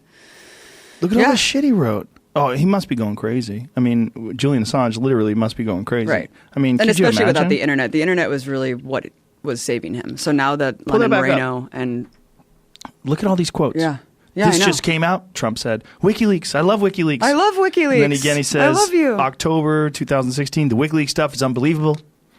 It tells you the inner heart. You got to read it. It tells you the inner heart. What? The guy just flies by the seat of his pants. It's so fucking hilarious. I know. None of this is prepared. It's been amazing. It's coming from WikiLeaks. And then another one says, another one came in today, Trump said. This WikiLeaks is like a treasure trove. Another one, he says, getting off the plane, we're just announcing new WikiLeaks. And I wanted to say there that, but I didn't want to keep you waiting, said Trump. Boy, I love reading those WikiLeaks. This is hilarious. Like, let him go then, Donald. I know. Let that guy free. Yeah, why don't you...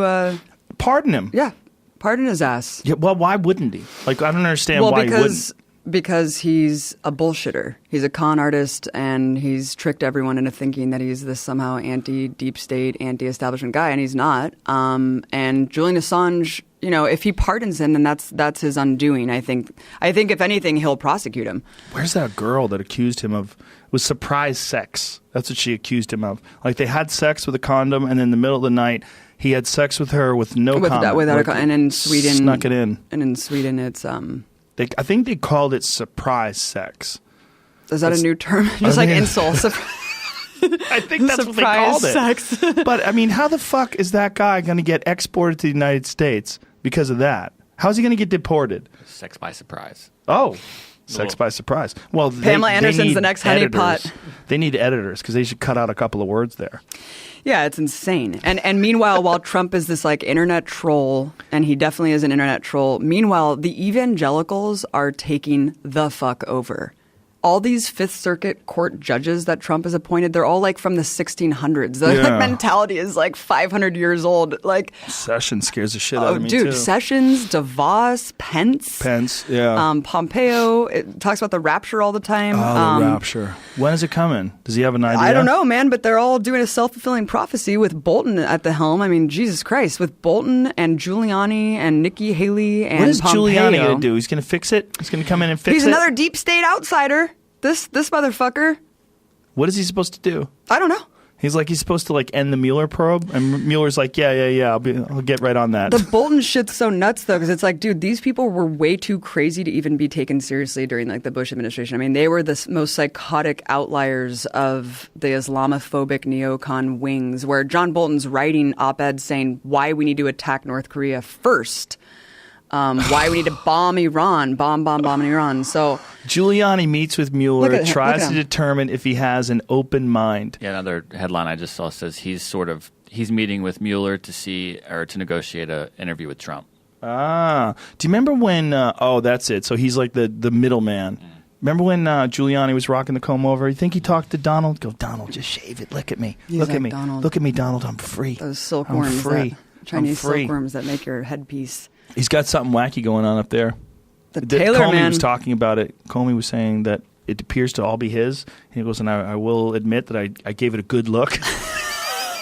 while I was sucking his dick. You saw the video of it float. Well, it was Comey. Oh, Comey. Sorry, I thought you were talking about Giuliani. You saw the video of it flowing in the wind. Oh, that was horrifying. That was the craziest thing That was ever. horrifying. It didn't even look like.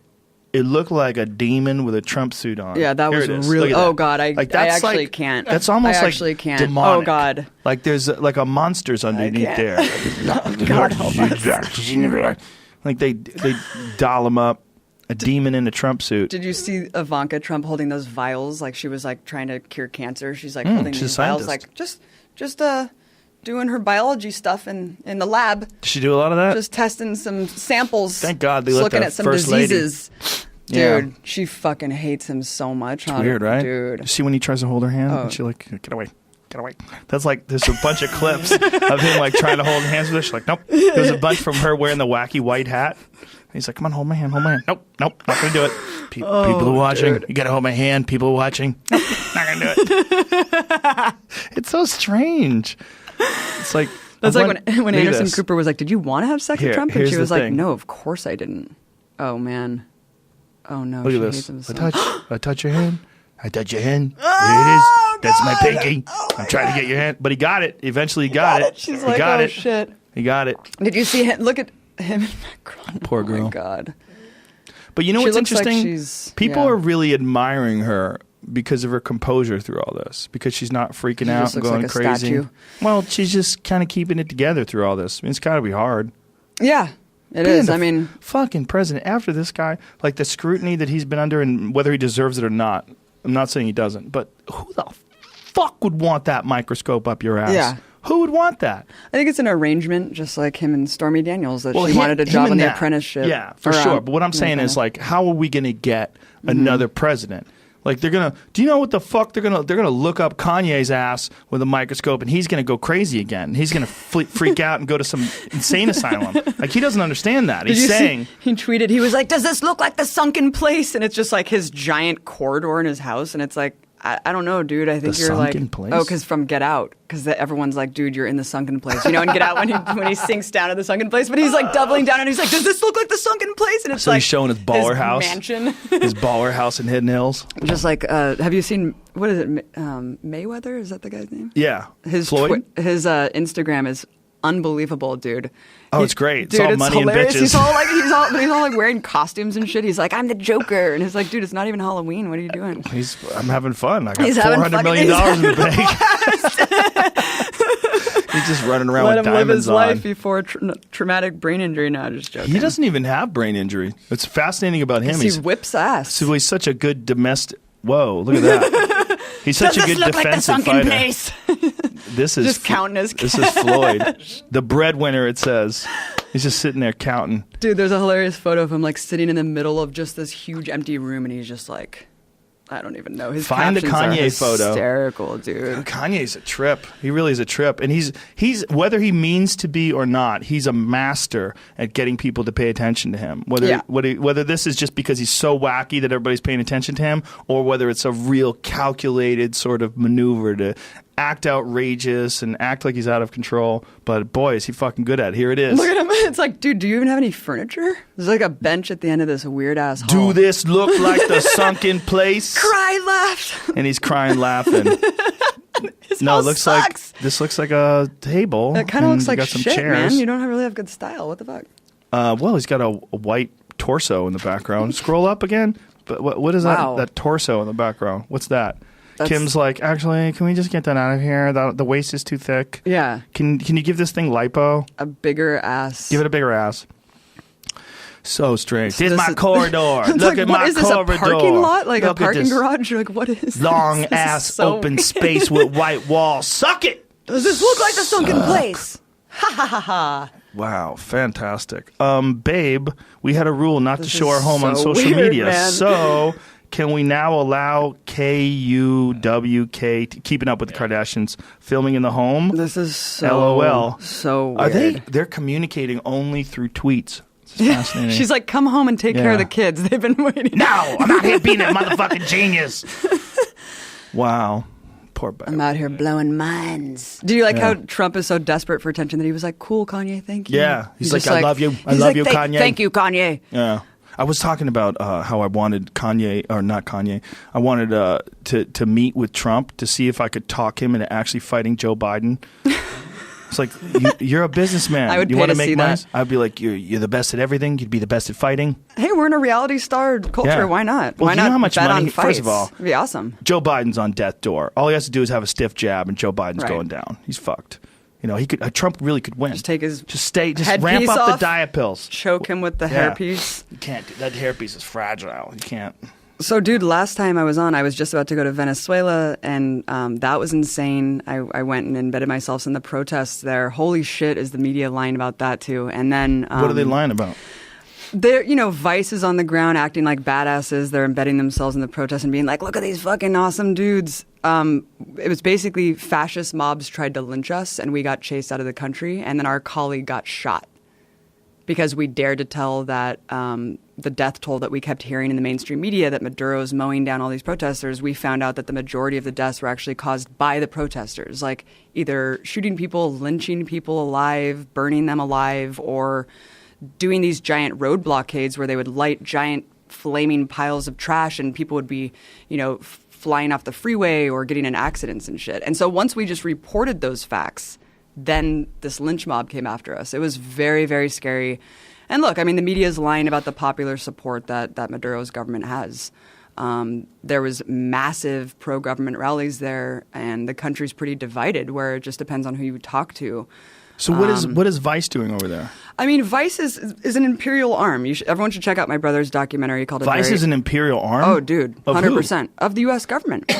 Shane Smith's an imperial arm? Shane Smith welcomed Obama and Biden into their office, and they were like BFF, dude. The COO of Vice was like because Obama's like spokesperson. I'm good friends with Shane. I know Yeah. him. I know him very well. Well, I mean, Vice I guarantee repeats- you he's not an arm of the imperial government. I'm saying they're lying.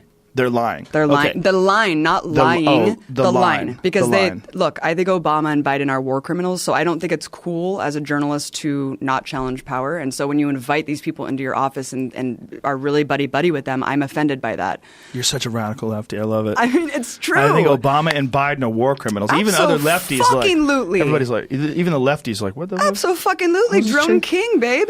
Drone King. Yeah, there was definitely a lot of drone deaths. But check No out A doubt Very about Heavy that. Agenda. My brother's documentary just goes over kind of a lot of stuff about Vice. But I think the problem that I have with Vice is just like the problem that I have with all other corporate media. Like we were saying, there's always a line that's uniform that basically promotes the U.S. empire and promotes American exceptionalism. So Clearly, you've never when watched you- Fuck That's Delicious. No, what is that? It's the best show on Vice. And Wong's World, Eddie Wong's World. Those two. What's that? Action Bronson. Action Bronson is Fuck That's Delicious. That's his show. You know who Action Bronson No. is, the rapper? Oh, yeah. I haven't watched it. Never had a human being come in the studio and smoke more weed. Never seen anybody smoke He was more just weed. smoking weed He here? just non-stop. We had an ashtray that we took photos Yeah. of it afterwards. Like, this is how much weed Action Bronson smoked while he was on the show. I just ran into him the other day at the UFC. He smoked like, how many joints? 10 joints? Easily. Big ass joints. Big fat boys. Just puffed him down to the nub. And we were Jamie and I were stunned. We're like, how does he keep going? That's on Vice too. So No, Vice does have a lot of good shit. got a That's lot the of good problem. Is that when it comes to coverage of foreign policy, I think they really miss the boat. Well, I But think then they're good too on like. big. That's the thing. It's they'll accept. It's like anyone can kind of submit. It's kind of like Huffington Post. It's like a huge tent.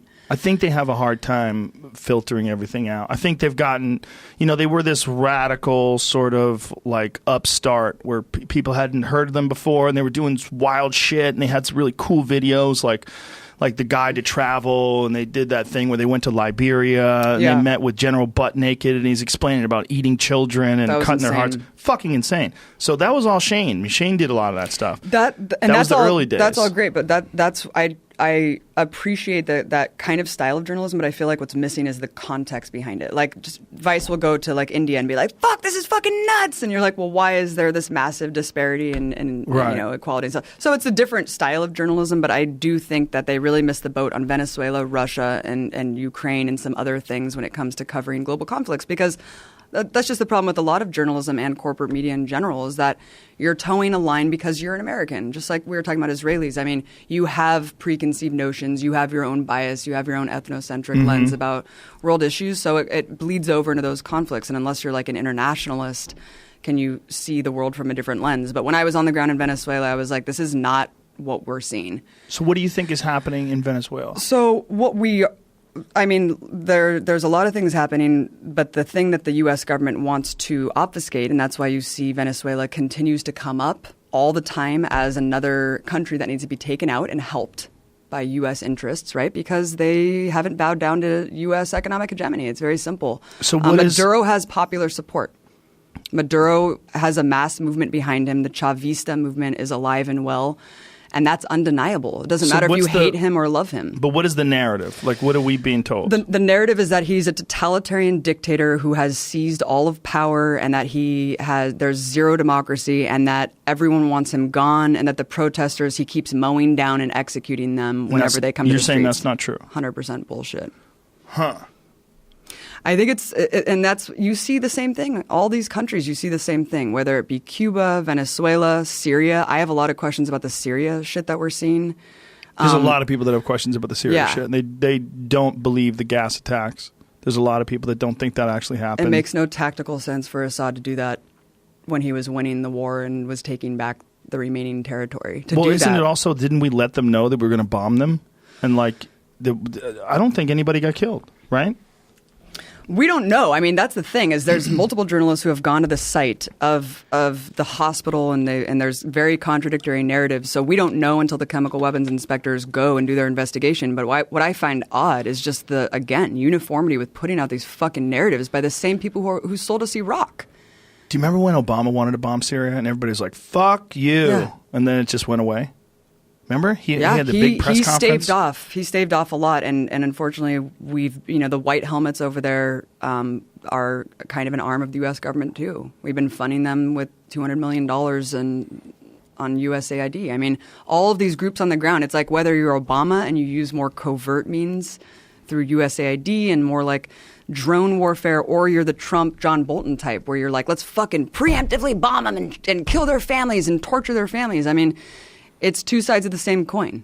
It's the empire that's consistent and will maintain. But it's scary because Syria, it shows you how easy we're duped. You know, I mean, during the Iraq War, it's like at least you had Colin Powell holding up the vial being like, here's the anthrax. Now it's just like you just have a social media video and we just fucking have Israel, our garrison in the Middle East, bomb Syria to test the waters, and then we just bomb them. And then you have asshole, like neoliberal think tankers all paraded around the media, all these generals, right? All these experts who are all literally Iraq war propagandists or generals or defense contractor CEOs. And they're all just like, Trump isn't doing enough. He needs to bomb more. This isn't sending enough of a message to Assad. It's like, when has bombing anyone ever done anything good? Tell me when the fucking U.S. has intervened that's actually turned out good.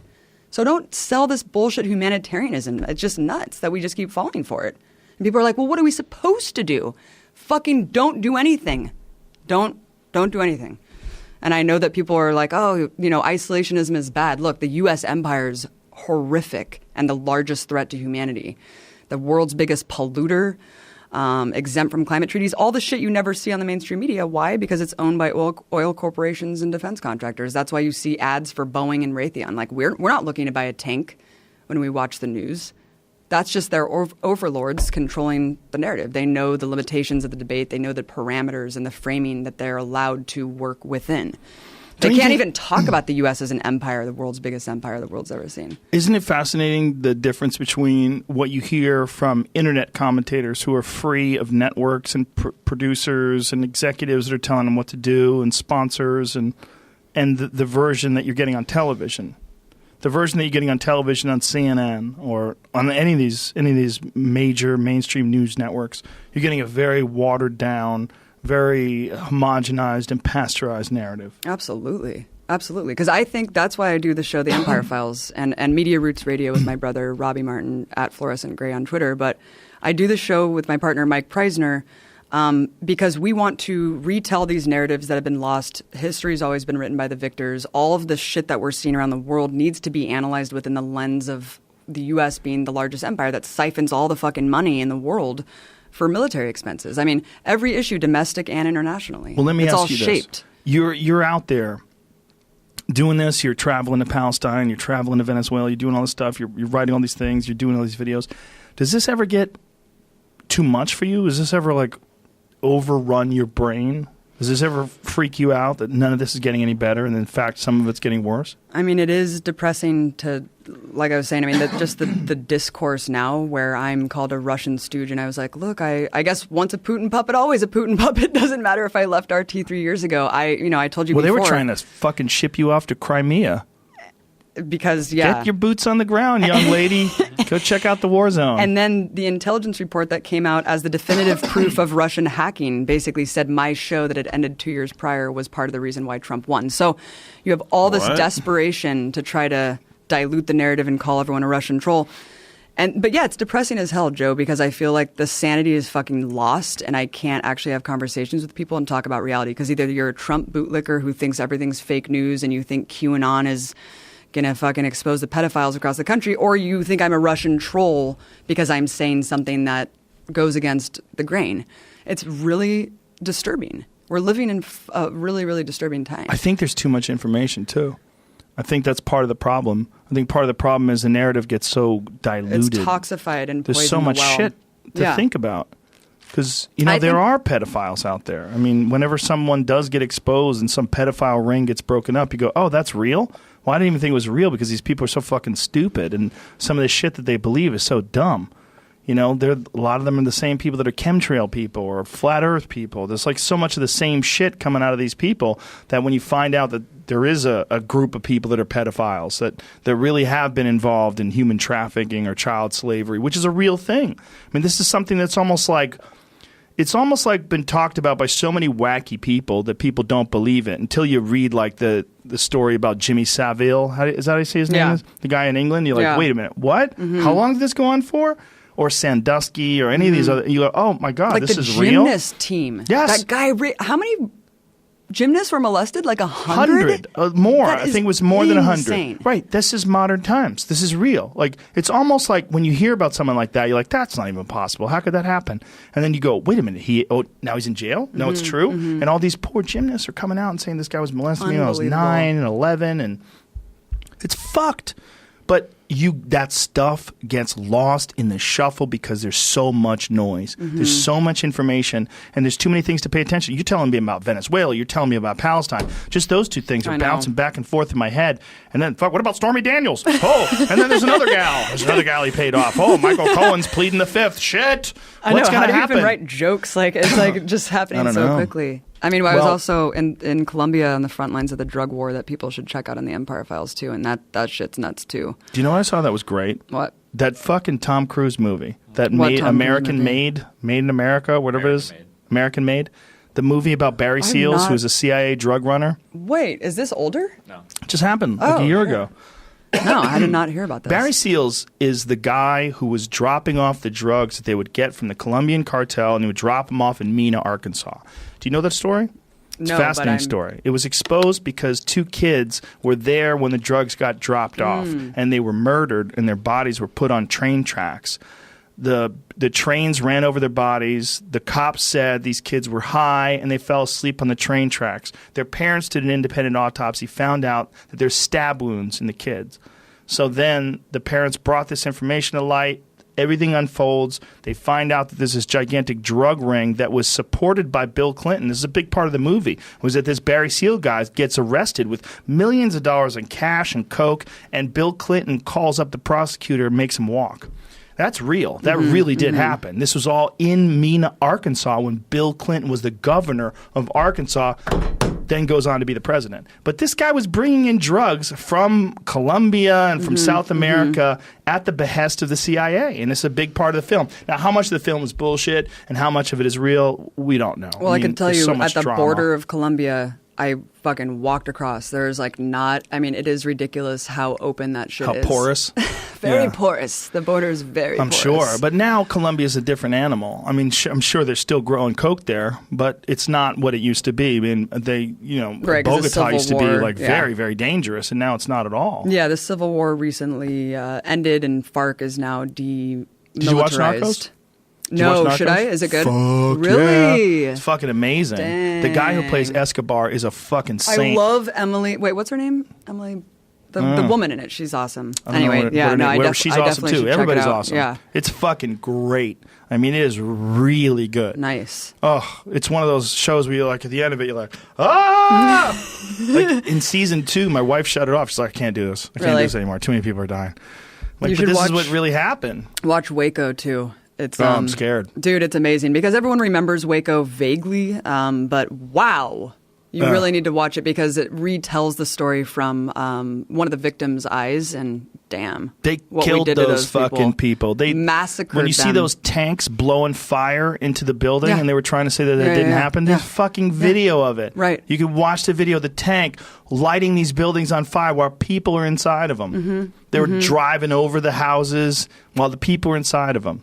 That's when the militia movement posed a threat to the government, and now they've just become. Isn't it weird the evolution? How now militia people are like pro-Trump. It's Sort fucking of weird. but not the guys up in Oregon that were trying to mooch off public land to run their cattle. Who knows? They might be pro-Trump. Trump just sold off the last national parks, Grand Staircase, opened it up for oil and gas drilling. They probably like that shit, man. Yeah, that's an interesting thing. Like, I've heard very different versions of that from Zinke, when that guy's, what is he, Secretary of the Interior? What is Zinke? Yeah. When he was talking about it, he was explaining that's not what happened, and that it essentially went right back to the way it was before Obama changed the legislation, changed the rules. All I know is I don't that understand. it was protected under Obama for a good reason. Yeah. There's dinosaur fossils there. Native Americans have monuments there. But of course, we don't care about Native American monuments. We just care about Confederate monuments. We don't care about abolishing all the Native American land and all the treaties. We just care about protecting bizarre Confederate statues around the country. I don't think we should protect Confederate statues in the sense that I don't think they should be in, like, you know, the middle of fucking town squares and shit like that. But they should do something with them, the same way they should do something with Genghis Khan statues. Throw them in a museum, yeah. Do you know that most of those things were made during the Jim Crow era? That's when a really most good of those point. were constructed. That's an amazing point. A lot of Yeah. people think that it was right after the Civil War, and in No. fact, it was like in the 60s. It was during the Civil Rights Movement. Yeah. There was a protest to the Civil Rights Yeah. movement. Oh, yeah, well, look what we're going to do here. Yeah. We'll put it You right want in the middle of rights? town square. You want rights? You And want to they're drink out of shitty. our water fountain? Well, here's a statue. And they're shitty statues, too. A lot of them, like, really poorly constructed. That's They made them disgusting. quickly. Yeah, it was a protest to the Civil Rights That's movement. crazy. A lot of them, yeah. That's crazy. But the thing is, like, they are a representation of history, just like a Genghis Khan statue would be a representation of that monster. I mean, we think of Genghis Khan as a guy who opened up trade with China today. You know, you vaguely understand that he was responsible for the death of 10% of the population of the world back then. Changed the fucking... New York Times had an article about how he changed the carbon footprint of the Earth. There's literally a difference in the carbon footprint because 10% less people were alive during Genghis Khan's reign. Because Damn. they killed everybody. They Damn. fucking were killing millions of people. There's a great Dan Carlin series on it called The Wrath of the Khans, but I've talked about it way too much. But today, Genghis Khan's not offensive. Like, you could bring up Genghis Right. Khan, nobody cares. I mean, he's way more horrific than anything that happened during the Civil War. They had slaves, and they did everything. They would capture people and use them as the front lines. They would push them towards their own people, so they would get shot. They would be the first people to get shot with arrows. You know, I mean, there's some horrific shit, but I think don't the think we should Confederates- melt Genghis Khan statues. I think the Confederacy is just so much more recent in yeah. people's minds that they're like... We should do something yeah. with it, though. I mean, I don't think it should be in town square, for sure. Yeah. In anybody's town square. Yeah. But I think they should do something with them instead of melting them or smashing them. They should put them somewhere, at least for the future. At least for future people to, like, look back. Like, look, this is how fucking wacky people were. In the 1960s, they constructed these homages to the 1800s when slavery was legal. They constructed these statues to sort of paint these people in this heroic fashion that were fighting to keep black people slaves. That's part of the thing. This is all right there. It's part of the history of this country. We've got to put it somewhere. I mean, I'm not saying it should be worshipped. Definitely shouldn't be prominently featured. So Yeah, put it some in a black kid Confederate has to feel museum. terror. Yeah, put it in a Confederate There museum. should be something like that, Yeah. right? Yeah. But it should be like detailed description of Yeah. when it was constructed and why it was Exactly. constructed. Exactly. Who made it? What was the Right. political affiliation of the people that created it? Totally. Yeah. Totally. Stop this whitewashing bullshit. Like, Yeah. every time MLK Day comes around, I'm always just like, did you know MLK was like a rabid anti-militarist and anti-imperialist? No, because he was the most hated black man in America. at Yeah, the someone time. said, did you know that he used to fuck all these white women? Like, who doesn't like fucking white women? Who gives a It's a lot fuck of fun. what he did in his personal Probably had a good life? time. That's going to be the bad thing. Oh, well, you just turned it around for me. Oh, Fuck you know him what? now. Fuck MLK. That I have a Let's dream abolish speech could MLK suck my Day. ass. Yeah, it's so strange what people, how they turn on things. What do they you think decide to about like. this whole like dueling narrative though about Trump? Like how he's somehow absolved from all of his wrongdoings, or he's a Russian plant. Like, are you having trouble talking to people about that? Well, or what do you think? Well, I think the good thing about him, this is the good thing, is that we realize now how easy it is for a person to win the popularity contest that is the presidency of the United States. And that you could get a popular person, whether it's Trump or whether it's Oprah or whoever the fuck it is that decides to win next. And this is a ridiculous way to pick the person who runs the biggest fucking military complex the world has ever known. I mean, the greatest army the world has ever known by far is the United States military. The commander-in-chief is now the guy who was the host of The Apprentice that was famous for saying, "You're fired! You're fired!" I mean, this is a popularity contest. Yeah. It's insane. You don't have to have special qualifications. You just have to be deemed the people that the person that people like the most. Yeah. That's insane. It's also insane to have one giant alpha chimp to be the top guy Right. or the top gal to run the whole project. And I saw that with Hillary too. There were so many people that were looking for Hillary to win because they wanted a woman to win because they thought it would be a historic victory, regardless of how fucking creepy she is, regardless of all the crazy shit that she's done, regardless of her history, regardless of all the fucking way that they hacked the DNC and they literally conspired to keep Bernie Sanders from winning the nomination. Yeah. I mean, they hacked the democracy. They did it, not the Russians. And everybody's like, yeah. It didn't work. It didn't totally. work. It doesn't Yeah. even count. Yeah, screw voter ID, voter suppression, all people that shit, gerrymandering. Wanted all a that. woman so bad that they were Then willing they can to go like, back to sleep. Yeah. And then we'll have a gay person next. You know, the black Ooh, person, how about a the trans woman, person? or trans person. Trans person. I mean, honestly, and that's the problem. I think that's the conflation with like the left and the neoliberal think tankers is that they use identity politics to sell more corporatism. Yeah. Like they use it to brand slap pink shit on Boeing jets and be like, Happy Yeah. Women's Day. Right, You know, I mean, right. but it's not like they actually care about oppressed and marginalized people. So it's really interesting. We're in an infancy, the infancy of understanding. Mhm. We really are. I mean, 3 people ago. 3 people ago, yeah. And it's like 3 people from now would be like, these fucking apes were crazy. You know, I really do think that. They got the Apprentice guy. Yeah, I think we're in the middle of it. You know, whether it's the Apprentice guy. I mean, if he didn't win, what would you want? Fucking Ted Cruz to win? Get the fuck out Oh, of here. That guy's God, out of his man. mind too. Oh. And now all he's doing is sucking Trump's ass. You see all those Can you- speeches about him? Dude. Crazy. Trump calls his wife a dog. Yeah. Says his dad killed JFK, and Trump Yes. and Ted Cruz is like, you know what? I really like him now. Yeah, Lion I Ted. just really like him. I love how he calls people a name, like, like, Crazy dude, Hillary, fucking Lion desperate. Ted. He gives people names. Look, there's a lot of things that he does that I wish he wasn't the president. I wish I could just laugh at some of the things he does and I wouldn't feel bad about it. Right. You know, because he's a fucking loon. I mean, he's a crazy old rich dude. He does a bunch of wacky shit that I find to be incredibly entertaining if he wasn't the leader of the free Right, world. if he wasn't in fucking power. I mean, I don't think he wants to be there either. If Trump, well, Paul Ryan sure didn't want to be there anymore. He probably got some sweet ass deal with some big pharma lobby or something. He's probably realizing like the writing's on the wall for him. Like Yeah. he's like, oh, I see what happens if you're president. He's like, Fuck ooh. this. Yeah. I'm catching He's radiation like, sickness just from got being a on the $5 outside. million check waiting for me. Yeah, I'm gonna go fishing. But I think the Democrats are so stupid, Joe, that you even saw their slogan come up for 2018. It literally said, "Look at the other guy." That was their their genius thing? slogan. Look at the other They're guy. going to do the same thing. They're going to do the same thing. Trump is going to win again. Guaranteed. Do you think so? I guarantee you. Unless they really let Bernie Sanders take the reins. And I just feel like they're too threatened by his economic policies that they're not going to. By the time Bernie wins, his head will be right where his nipples are. His head just keeps sinking further and further down his chest. He keeps getting more. Everybody, I guarantee you all a job. That's his latest one.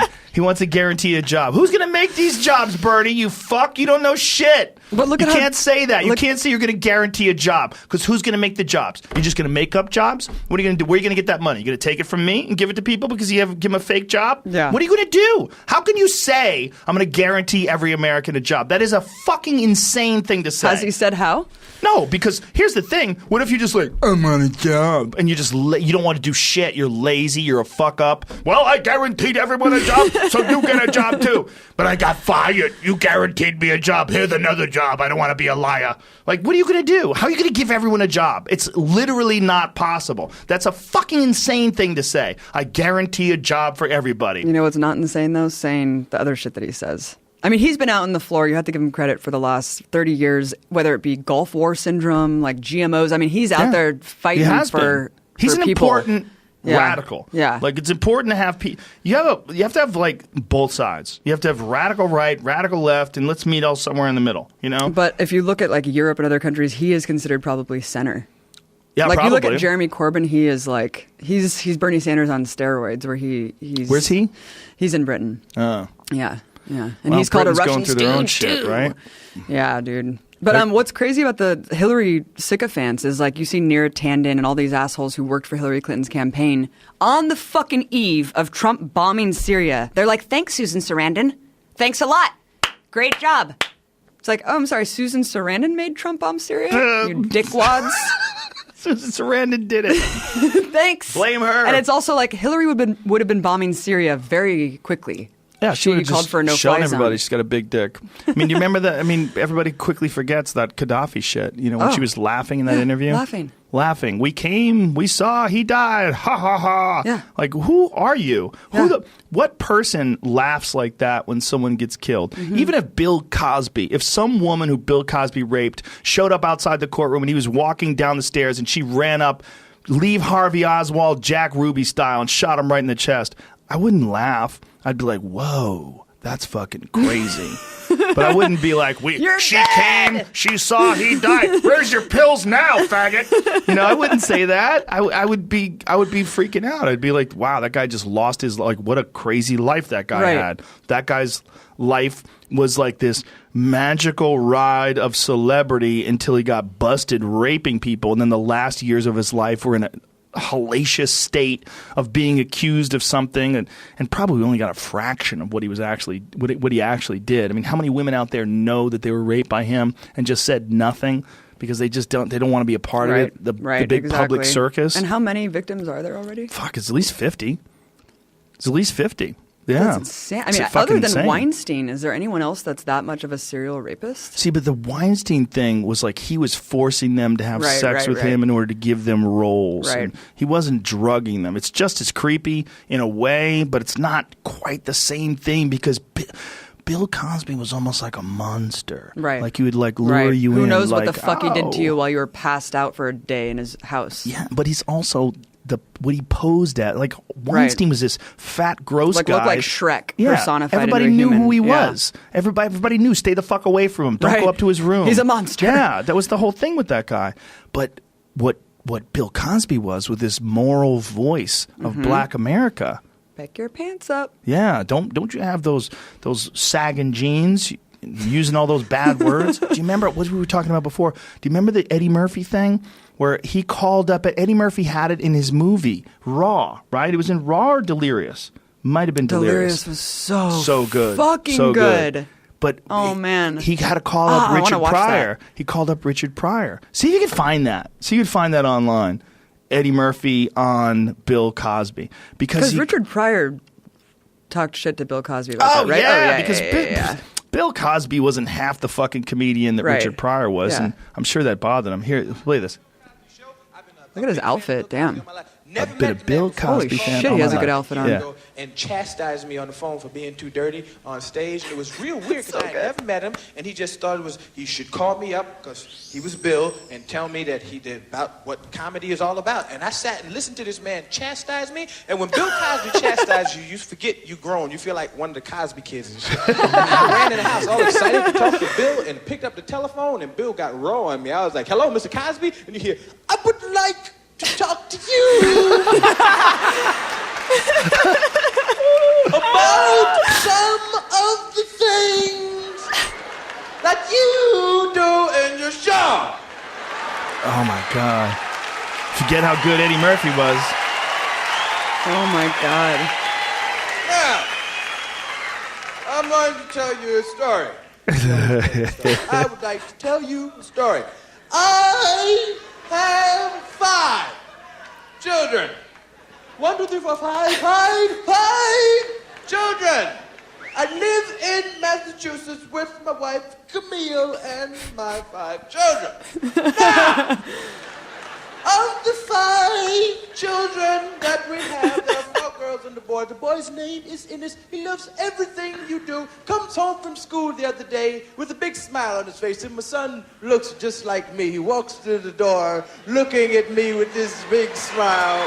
And I cannot resist. Because it's such a beautiful smile. And he walks up and I say, "What are you smiling about?" Aww. And the child says to me, "I'm smiling because I need money to go see the Eddie Murphy show. Please give me money for a ticket." Now, if the child is smiling this way because he needs money for a ticket, I have to give him money for a ticket. I do not handle the money in the house. My wife Camille handles the ticket money. So I must go Is he wearing like a big kitchen cool scarf? to where my Yeah. wife is Awesome. cooking dinner for the family. What is he wearing? And He's wearing she is motorcycle like that gloves. in the 80s? It's so Only dope, him. dude. God, I missed that. Anyway, it is a long bit. It's like 6 I need to minutes and watch 50 that. seconds. It's so great, hilarious, but man. basically he calls up Richard Pryor. Yeah. And he goes, Richard Pryor said, "Do the people laugh? Do you get paid? Well, tell Bill to have a crook and a smile and shut the fuck up." But that was real. Take a Bill Quaalude Cosby and really suck did. it. Really did call him up. Meanwhile, while Eddie Murphy was doing that, you got to realize this is the 80s, right? So while Eddie Murphy was doing that sketch, Bill Cosby very likely was probably raping somebody. Oh, absolutely. It's entirely possible. He's probably raping him as he was on stage. It's entirely possible. Yeah. You got some notes I just there? saw Whoopi Goldberg do stand-up. Have you seen her recently? No. It was really interesting. I mean, going back to the Where'd whole you see talking her? about her pussy. Whoa. Yeah, no, it was crazy. I thought she was going to talk about Trump or some shit, and she came out talking about her vagina's so dry that she has sand coming out of it. And then I saw her in Vegas. It was really. Was it good? It was interesting to see. It was interesting to see Whoopi Goldberg be like extremely fucking dirty, but it was were also people laughing? Yeah, uncomfortably in a lot of places. But then she opened it up to Q&A, which I thought was weird. Oh. Yeah. How did she do that? Did she have a line of people, or did she just have? She was just like, people? and you know what? Now I'm going to open it up. She was like, ask me anything. And I was like, I don't know what the fuck. Like, what To are people ask going to you. ask you? People were Yeah. like, how was Ghost? What's it like working with those cunts on The View?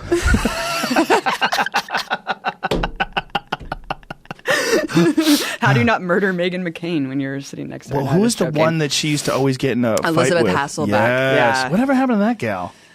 Got replaced by John McCain's daughter, I guess. How the Right. hell is John McCain still alive? He's had brain cancer for like a year. He's just gonna get some more surgery. He's got some new surgery, like gut surgery There's a coming plant on. in his yeah. brain. He's got something going on in his gut. He's gonna have to get intestinal Really? surgery. Yeah, serious shit.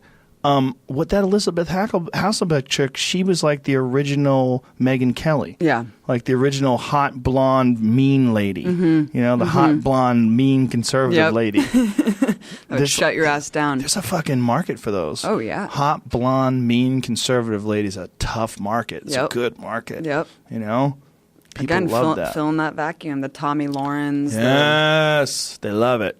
Pull yourself up by your bootstraps. How weird is it that Megyn Kelly's just now this like weird talk show host, just a normal like an Ellen? She's like trying to rebrand herself as an Ellen. It's like you cannot Every go now from and like then, a though. Fox News mouthpiece, you know, frothing at the mouth about all the shit to just being like, hey, let's talk about your relationship problems. It's just an odd switch. Yeah, but I don't buy it. the fangs come out every they? now and then. Yeah, the Jane Fonda shit. You know what the Jane Fonda No. shit? She asked Jane Fonda about plastic surgery. And Jane Fonda was like, what? yeah. It's like, what Yeah, the fuck yeah, are you yeah, asking me yeah. about plastic surgery? Right. I'm here to promote a movie. Right. I have 3 minutes.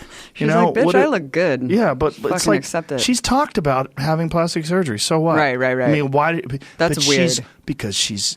This is not organic, right? Yeah. These shows are not organic. It's not a podcast. I'm just sitting down talking. Yeah, yeah, so she yeah. wants to get some sound bite, and this is probably like part of the agenda. So Jane Fonda shut her down and started talking about the movie again, and then talked about her. And so then later on, She looks damn good. she's not bad for 150,000 years old. So, and Three then people, later on, Megyn Kelly started talking shit about Jane Fonda on the air, That's saying insane. about how people used to call her Hanoi Jane.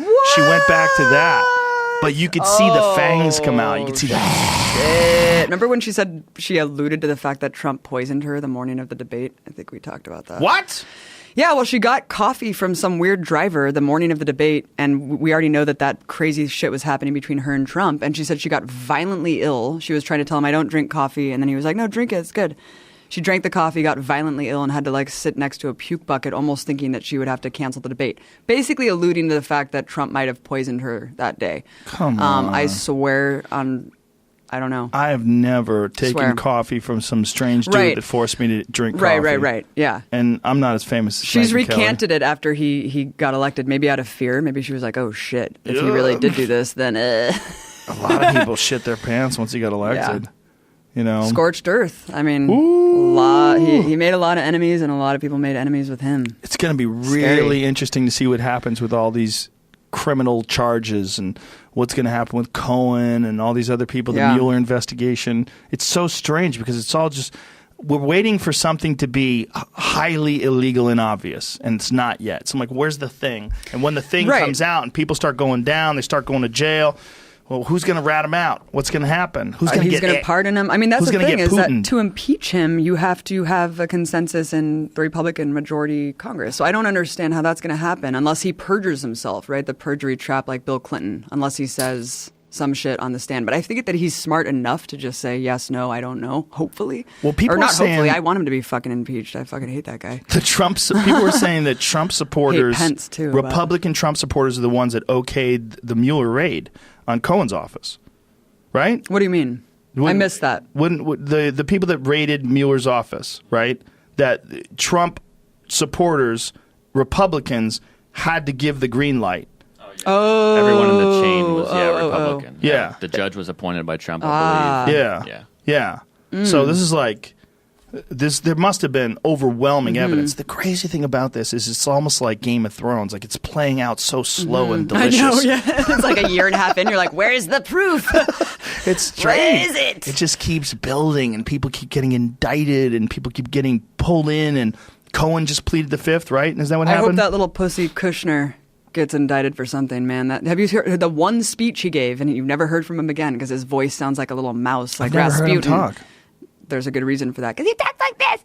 He's like, "Hey, Jared Kushner." He reminds me of American Psycho. Yeah. You know, totally, dude. It just is methodical, there's a look like in his pretty face. boy Yeah. J. Crew. Fucking. Oh God, he's such a disgusting. Look at him there. Let me hear. President Donald J. Trump. Isn't that weird? When my father-in-law decided to run for president, It's almost like I'm dubbing I served him. his campaign the best I could because I believe in him and his ability to Pause. improve the lives. Pause. Did he reach How puberty yet? does Donald let that guy fuck his daughter? Because his daughter's so Exactly. hot. And he wants to fuck her, right? So it's like, how are you letting Ooh, it's him, weird. this guy, fuck her? He only lets him fuck her only if I'm in the room. They do it right. Praise her. Touch her feet. I did not collude with Russia. He's like, I did not collude with Russia. Play more of that. I want to hear his voice. It's fascinating. All Americans. And now, serving the president and the people of the United States has been the honor and privilege of a lifetime. Oh my God. I am so grateful I believe for the him. opportunity I'm so grateful. I'm sold. on important matters. You know what? I actually like him such now. as Middle East peace. Hold up. And That guy's a man of character. He's got a strong will. I bet that motherfucker Have never him quits solve Middle at Eastern, anything. the Middle East conflict. Remember Yeah. when he was like, you know what, Jared Kushner is actually going to solve the peace between Israelis and Palestinians. I was would like, like- oh, really? Interesting. I would like to see that guy hike with a heavy backpack. See how long before he starts crying. I bet he's got about 14 minutes in him. I want to see him even. Can you imagine him doing anything strenuous at all? Such a pussy. His hands are probably like silk. They probably do this thing where they Like they what, pinch, paraffin wax? like little tiny hands. He puts his hands in paraffin wax every night Yeah. and just lets them sit. You know he gets manicures for sure. Oh, good God. Strange. Look at his face. Strange character. Probably gets a little facial every day. But that's his wife. His wife is hot. Like Donald's daughter is fucking She got a lot smoking of- hot. yeah. She got a lot of work done. Is that what you're gonna Yeah. say? Really? But, I mean, whatever. Did she? I'm not against getting work done. Yeah, I've seen South photos Korea of her. style. I don't know about that. That's like weird shit. That's like changing your ethnicity. Yeah, Yeah. that's nuts. But yeah, Yeah. Jared Kushner's nuts. All these people are, man. They have a kid, right? Oh, they have a bunch. I think they just had their third child. He's in there hammering it. Yeah, somehow. Look there. Look, she's Look at fucking her. smoking hot. Where you go? What do you? Hey. If I were Trump, I'd want to fuck her too. Woo! Just kidding. Imagine. No, it's interesting too. Like Stormy Daniels and the other woman who said, that she had an affair with Trump. She said that both of them said that Trump told her, "You remind me of my daughter Ivanka. You're beautiful and smart." And then they had sex. Holla. Holla to playa. Well, you can't bang your kid, but you can bang someone who looks like him. Ooh. Yeah. Remember when Ted Cruz liked a porn tweet? Did he? Yeah. Is you sure he did that, or someone in his staff I do think that? it was fucking him because the Ooh. woman in the porn video looked exactly like his wife. Oh Jesus, Louises! What presidential candidate is ever going to come out and say, "I love porn. It's great. I can masturbate and then be done with it, and I don't have to have sex with anybody." Yeah. It's great. Why not? I mean, well, Obama admitted that he almost shot up heroin. It's like, why couldn't Trump have just said, "Yeah, I banged a porn star. Who cares?" Did he say he almost shot up heroin? He said the needle was like, he said that he was almost going to do it, and he was sitting there, and That's heavy. yeah. But like, why did Trump go through this whole NDA nonsense, knowing that it could Because bite he him in the ass? probably Is he didn't that think he was going to dumb? bite him in the ass. Yeah, he probably thought that Michael Cohen had it locked down, and then they'd paid people off in the past, I guess, and probably no one cared until he became president. Right, And right. Once you're president, And they're like, "Oh, the scrutiny shit." is just so overwhelming. I mean, it's not just a scrutiny from the American media; it's a scrutiny all across the world. Right. I mean, everybody's paying attention to everything you've ever done ever, and with him, honestly, the thing that scares me is not that. The thing that scares me is all the business deals. What's crazy is how many small business owners went under because Trump had these relationships, apparently, allegedly, whatever I have to say, with they would do these construction jobs and small contractors would just not get paid. And they would have to sue and they would wind up going under. They couldn't compete with them. And this is something that Joey Diaz talked about on the podcast, that he knew people that were involved in construction companies that went under because Trump fucked them over. Wow. This is like a standard thing that he would do back then, not pay people. Damn. Yeah, I mean, he had a reputation. So Google, Trump had a reputation for not paying contractors, construction contractors. It was a real issue, and it's an issue of character and morals and ethics that is, to me, way more important than who he decides to have sex. Hundreds allege Donald Trump doesn't pay his bills. Oh, God, look, and it's all just workers, Among those who say dishwashers, billionaires painters. didn't pay, dishwashers, painters, waiters. Yeah, The lowly I don't know. minions. You know, and then, how much of that is he doesn't really pay because someone else pays for him and it got lost in the shuffle, and, We know who Kushner's a knows? giant slumlord, too. Yeah, I mean, Is he? Oh, yeah. Yeah, I mean, He looks like a slumlord. Yeah, they're all Imagine- criminals. I mean, you gotta God, go to that guy and can you tell imagine him? being Trump, having as much money and property as you do, and not having any criminal activity? I mean, how the hell you can't be that fucking Be in hard. that position of You'd power, have to man. know a few crooks, and just the amount of money that's involved. Like, how the fuck can you pay attention to all that? Like, you'd have to have someone, like, to think that he's responsible for all that is also naive, honestly, because if you really look at the amount of properties that Trump owns, and to think that he's paying attention to all that and the management of all that and the paying of the contractors and all that, but it probably trickles down from the top, right? Like Right. the kind of ethics that would be involved in not paying off contractors. That's why the whole Russia thing just kills me, because, like we were saying, it's been a year and a half. There's been no smoking gun. It's just a whole bunch of little things like, oh, Russian trolls online. Right. This, that, the DNI report, which I was in. But no one's talking about the fact that he obviously has ties with Saudi Arabia, Turkey, Israel, there's collusion with all these countries. Why just stop at Russia? Well, did you see what he said today? He said that Comey lied and that he did stay the night in Russia. Comey lied in his memo. That's what he's saying now. I did not catch that. This is the latest. Oh. So something happened. Whether he's realized that they found his flight records, and they realized that the jet was in Russia for more than 24 hours. So then he said, Comey lied. I never said I didn't stay the night in Russia. So it's like, ooh, this is a strange move here. Yeah. Because this is either check or checkmate. Like, this is a sneaky one. Like, what happens here? Because if Dude, what Comey is gonna lied, happen? the whole thing's fucked. If Comey really did lie or Right, made a right, right. mistake, the whole thing's fucked. Wow. And if Trump lied and Comey somehow or another has some recording or Right. something of it, I don't know if that's the case. It's also juicy. I just don't think that, the Russia collusion thing, it's like, where is the smoking gun? Where is it? Where is it? I mean, all we see are this Hamilton 68 dashboard that's literally run by the Chertoff Group. Michael Chertoff was Bush's DHS What's a chief. Hamilton 68 dashboard? It's the think tank that you see unquestioningly repeated in every single article about Russian trolls, where it's like, Russian trolls are spreading NRA shit online to try to foment discontent in this country, or Russian trolls are promoting Bernie Sanders, or Russian trolls are promoting Jill Stein. When you look at the actual methodology of how they determine who's a Russian bot and who's a Russian troll, it all comes from this think tank run by literally Iraq war propagandists, Bill Kristol and Michael Chertoff. So that's what I'm saying. These narratives are it's so obscure to find out who's really managing the narratives, but it really is all the same people where they're conning us again. They're conning us. Because we want, the end goal of the empire is basically Russia, China, Iran. Iran and Syria are the stepping stones basically ultimately to China and Russia. And those are the biggest competitors with the empire. And so they want to just foment that hot war with Russia. You know what I've been going down a rabbit hole with? Yeah. Chinese electronics. Huawei got banned from AT&T and Verizon and all these other. Huawei is the number 3 phone manufacturer in the world, and they also manufacture network equipment. And there's it seems to me like, and this is my conspiratorial mind, and I'm just going to say right away, I'm a moron and I know very little about this. But this is loose. But this is what's fascinating.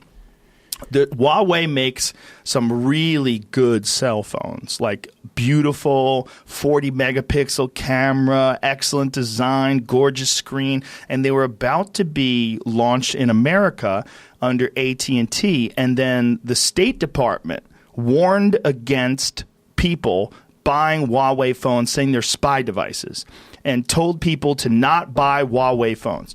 So Weird. then they're bringing up charges against Huawei for something to do with Iran. So, and then there was an article today. This is where it gets really weird. The compliance of the media. There was an article today about the drop in sales of Chinese cell phones. As Chinese cell phone sales plummet by 21%. I was reading today. But what is happening here? Like, they were saying that there was some networking equipment that was made by Huawei that was sending a certain amount of data that didn't seem right. And they believe that something was encoded in their software or in their hardware that allowed them to hack into it and extract data and use this as a spying device. So then they were saying that this is the case with the phones, and we shouldn't buy these Huawei phones. But then the Android people, like I sent Jamie a couple articles on it because I was fascinated by this. I read like 30 articles about it in the last week and a half. And these real smart tech people were like, this is horseshit. First of all, if these devices did have something in them other than stock Android or Android with whatever their operating system is that they put on over it, like their skin, you would see it. These guys would be able to see it. They'd be able to find it. They're not any more sophisticated than these people. It's like a there's something going on. There's something going on. There's some weirdness to it all. It's like they might be trying to tank these companies. They might be like there might be a concerted effort. And then the thought was that maybe perhaps there's some sort of a deal with Samsung and iPhones, which are the two top manufacturers, to keep out this third party, which makes these really high-end cell phones.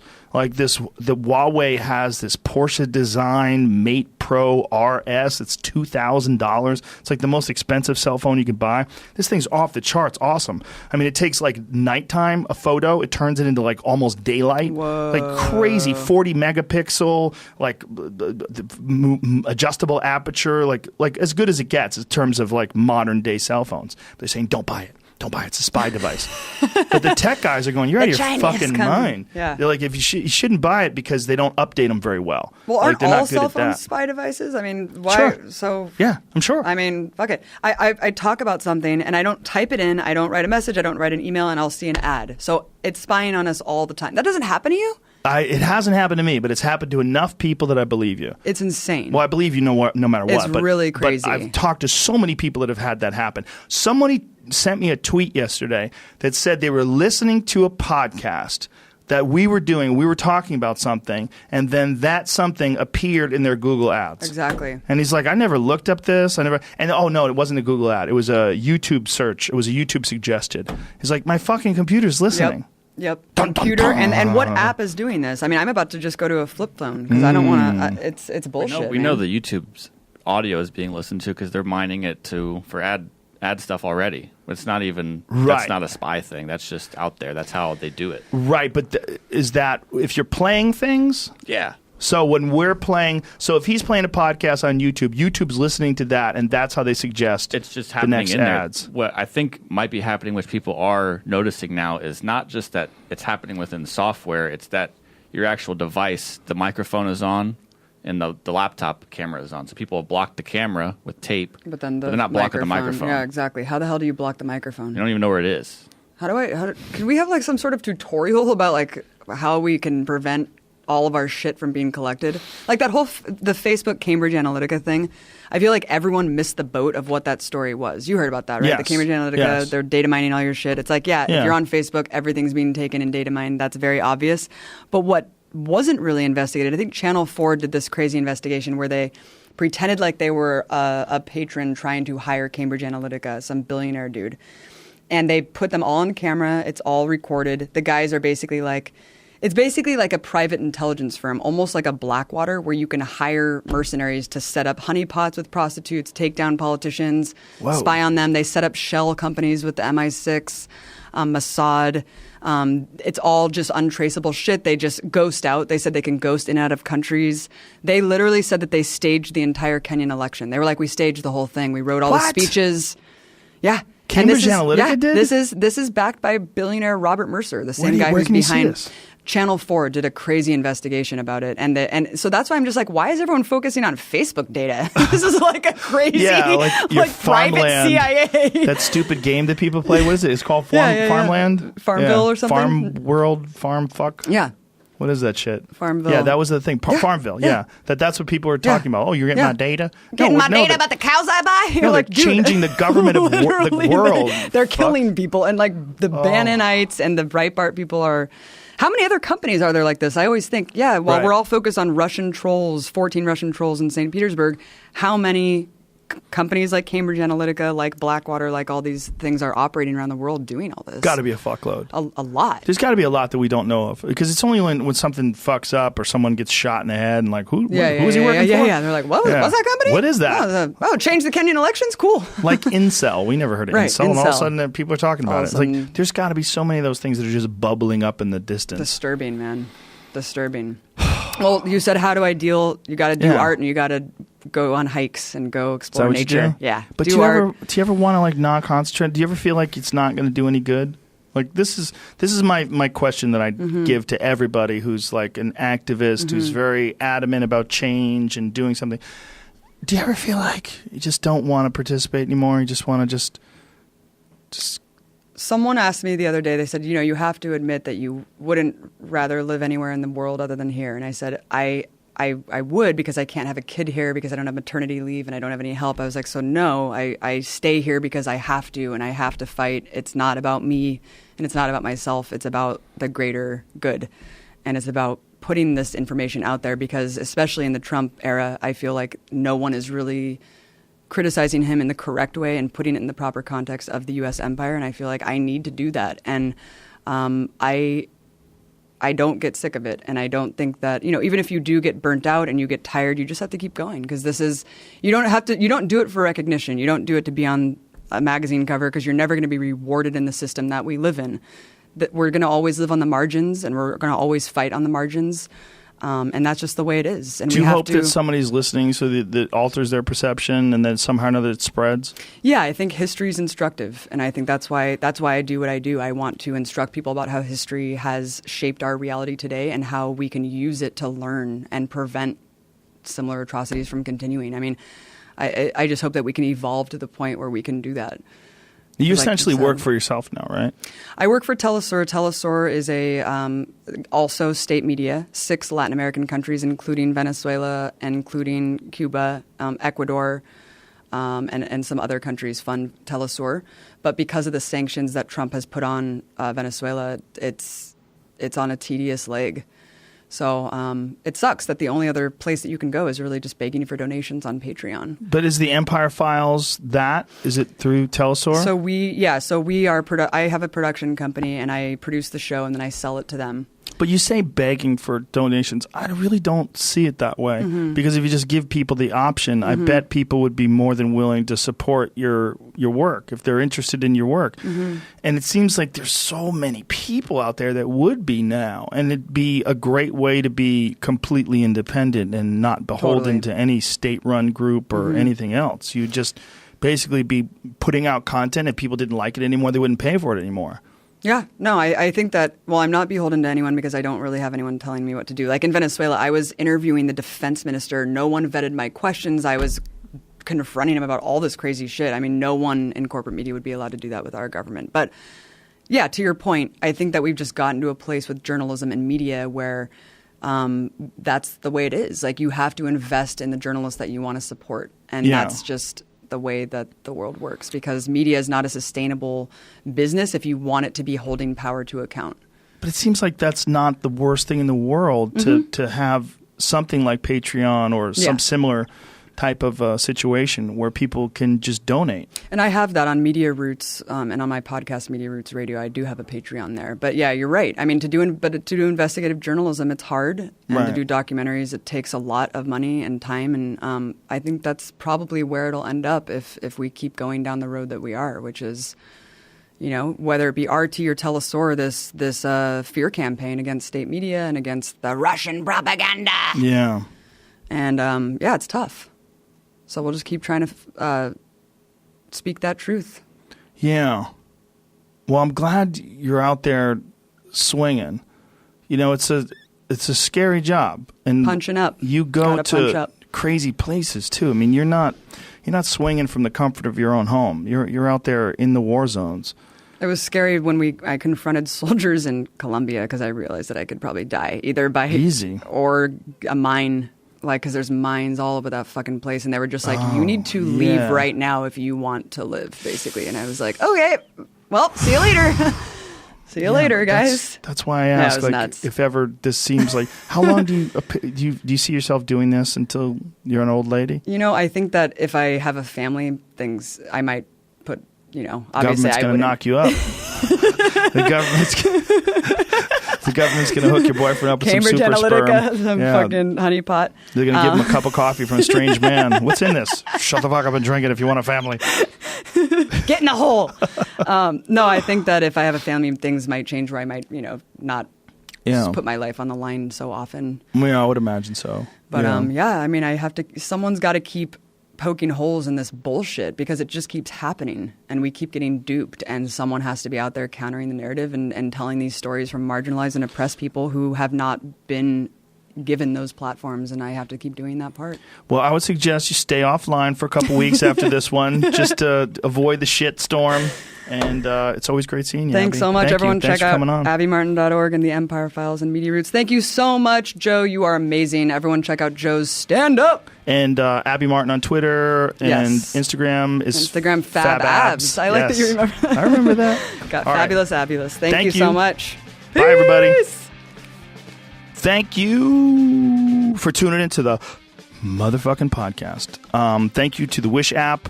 Download the Wish app. And anyone listening to this can get 20% off your purchase by using the code ROGAN, ROGAN. Just download and open your Wish app, find some things you didn't even know you needed, and enter the code ROGAN for 20% off your purchase.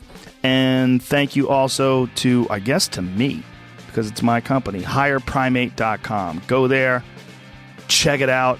We got all kinds of Joe Rogan Experience shit there, T-shirts, mugs, Yeti tumblers, fanny packs.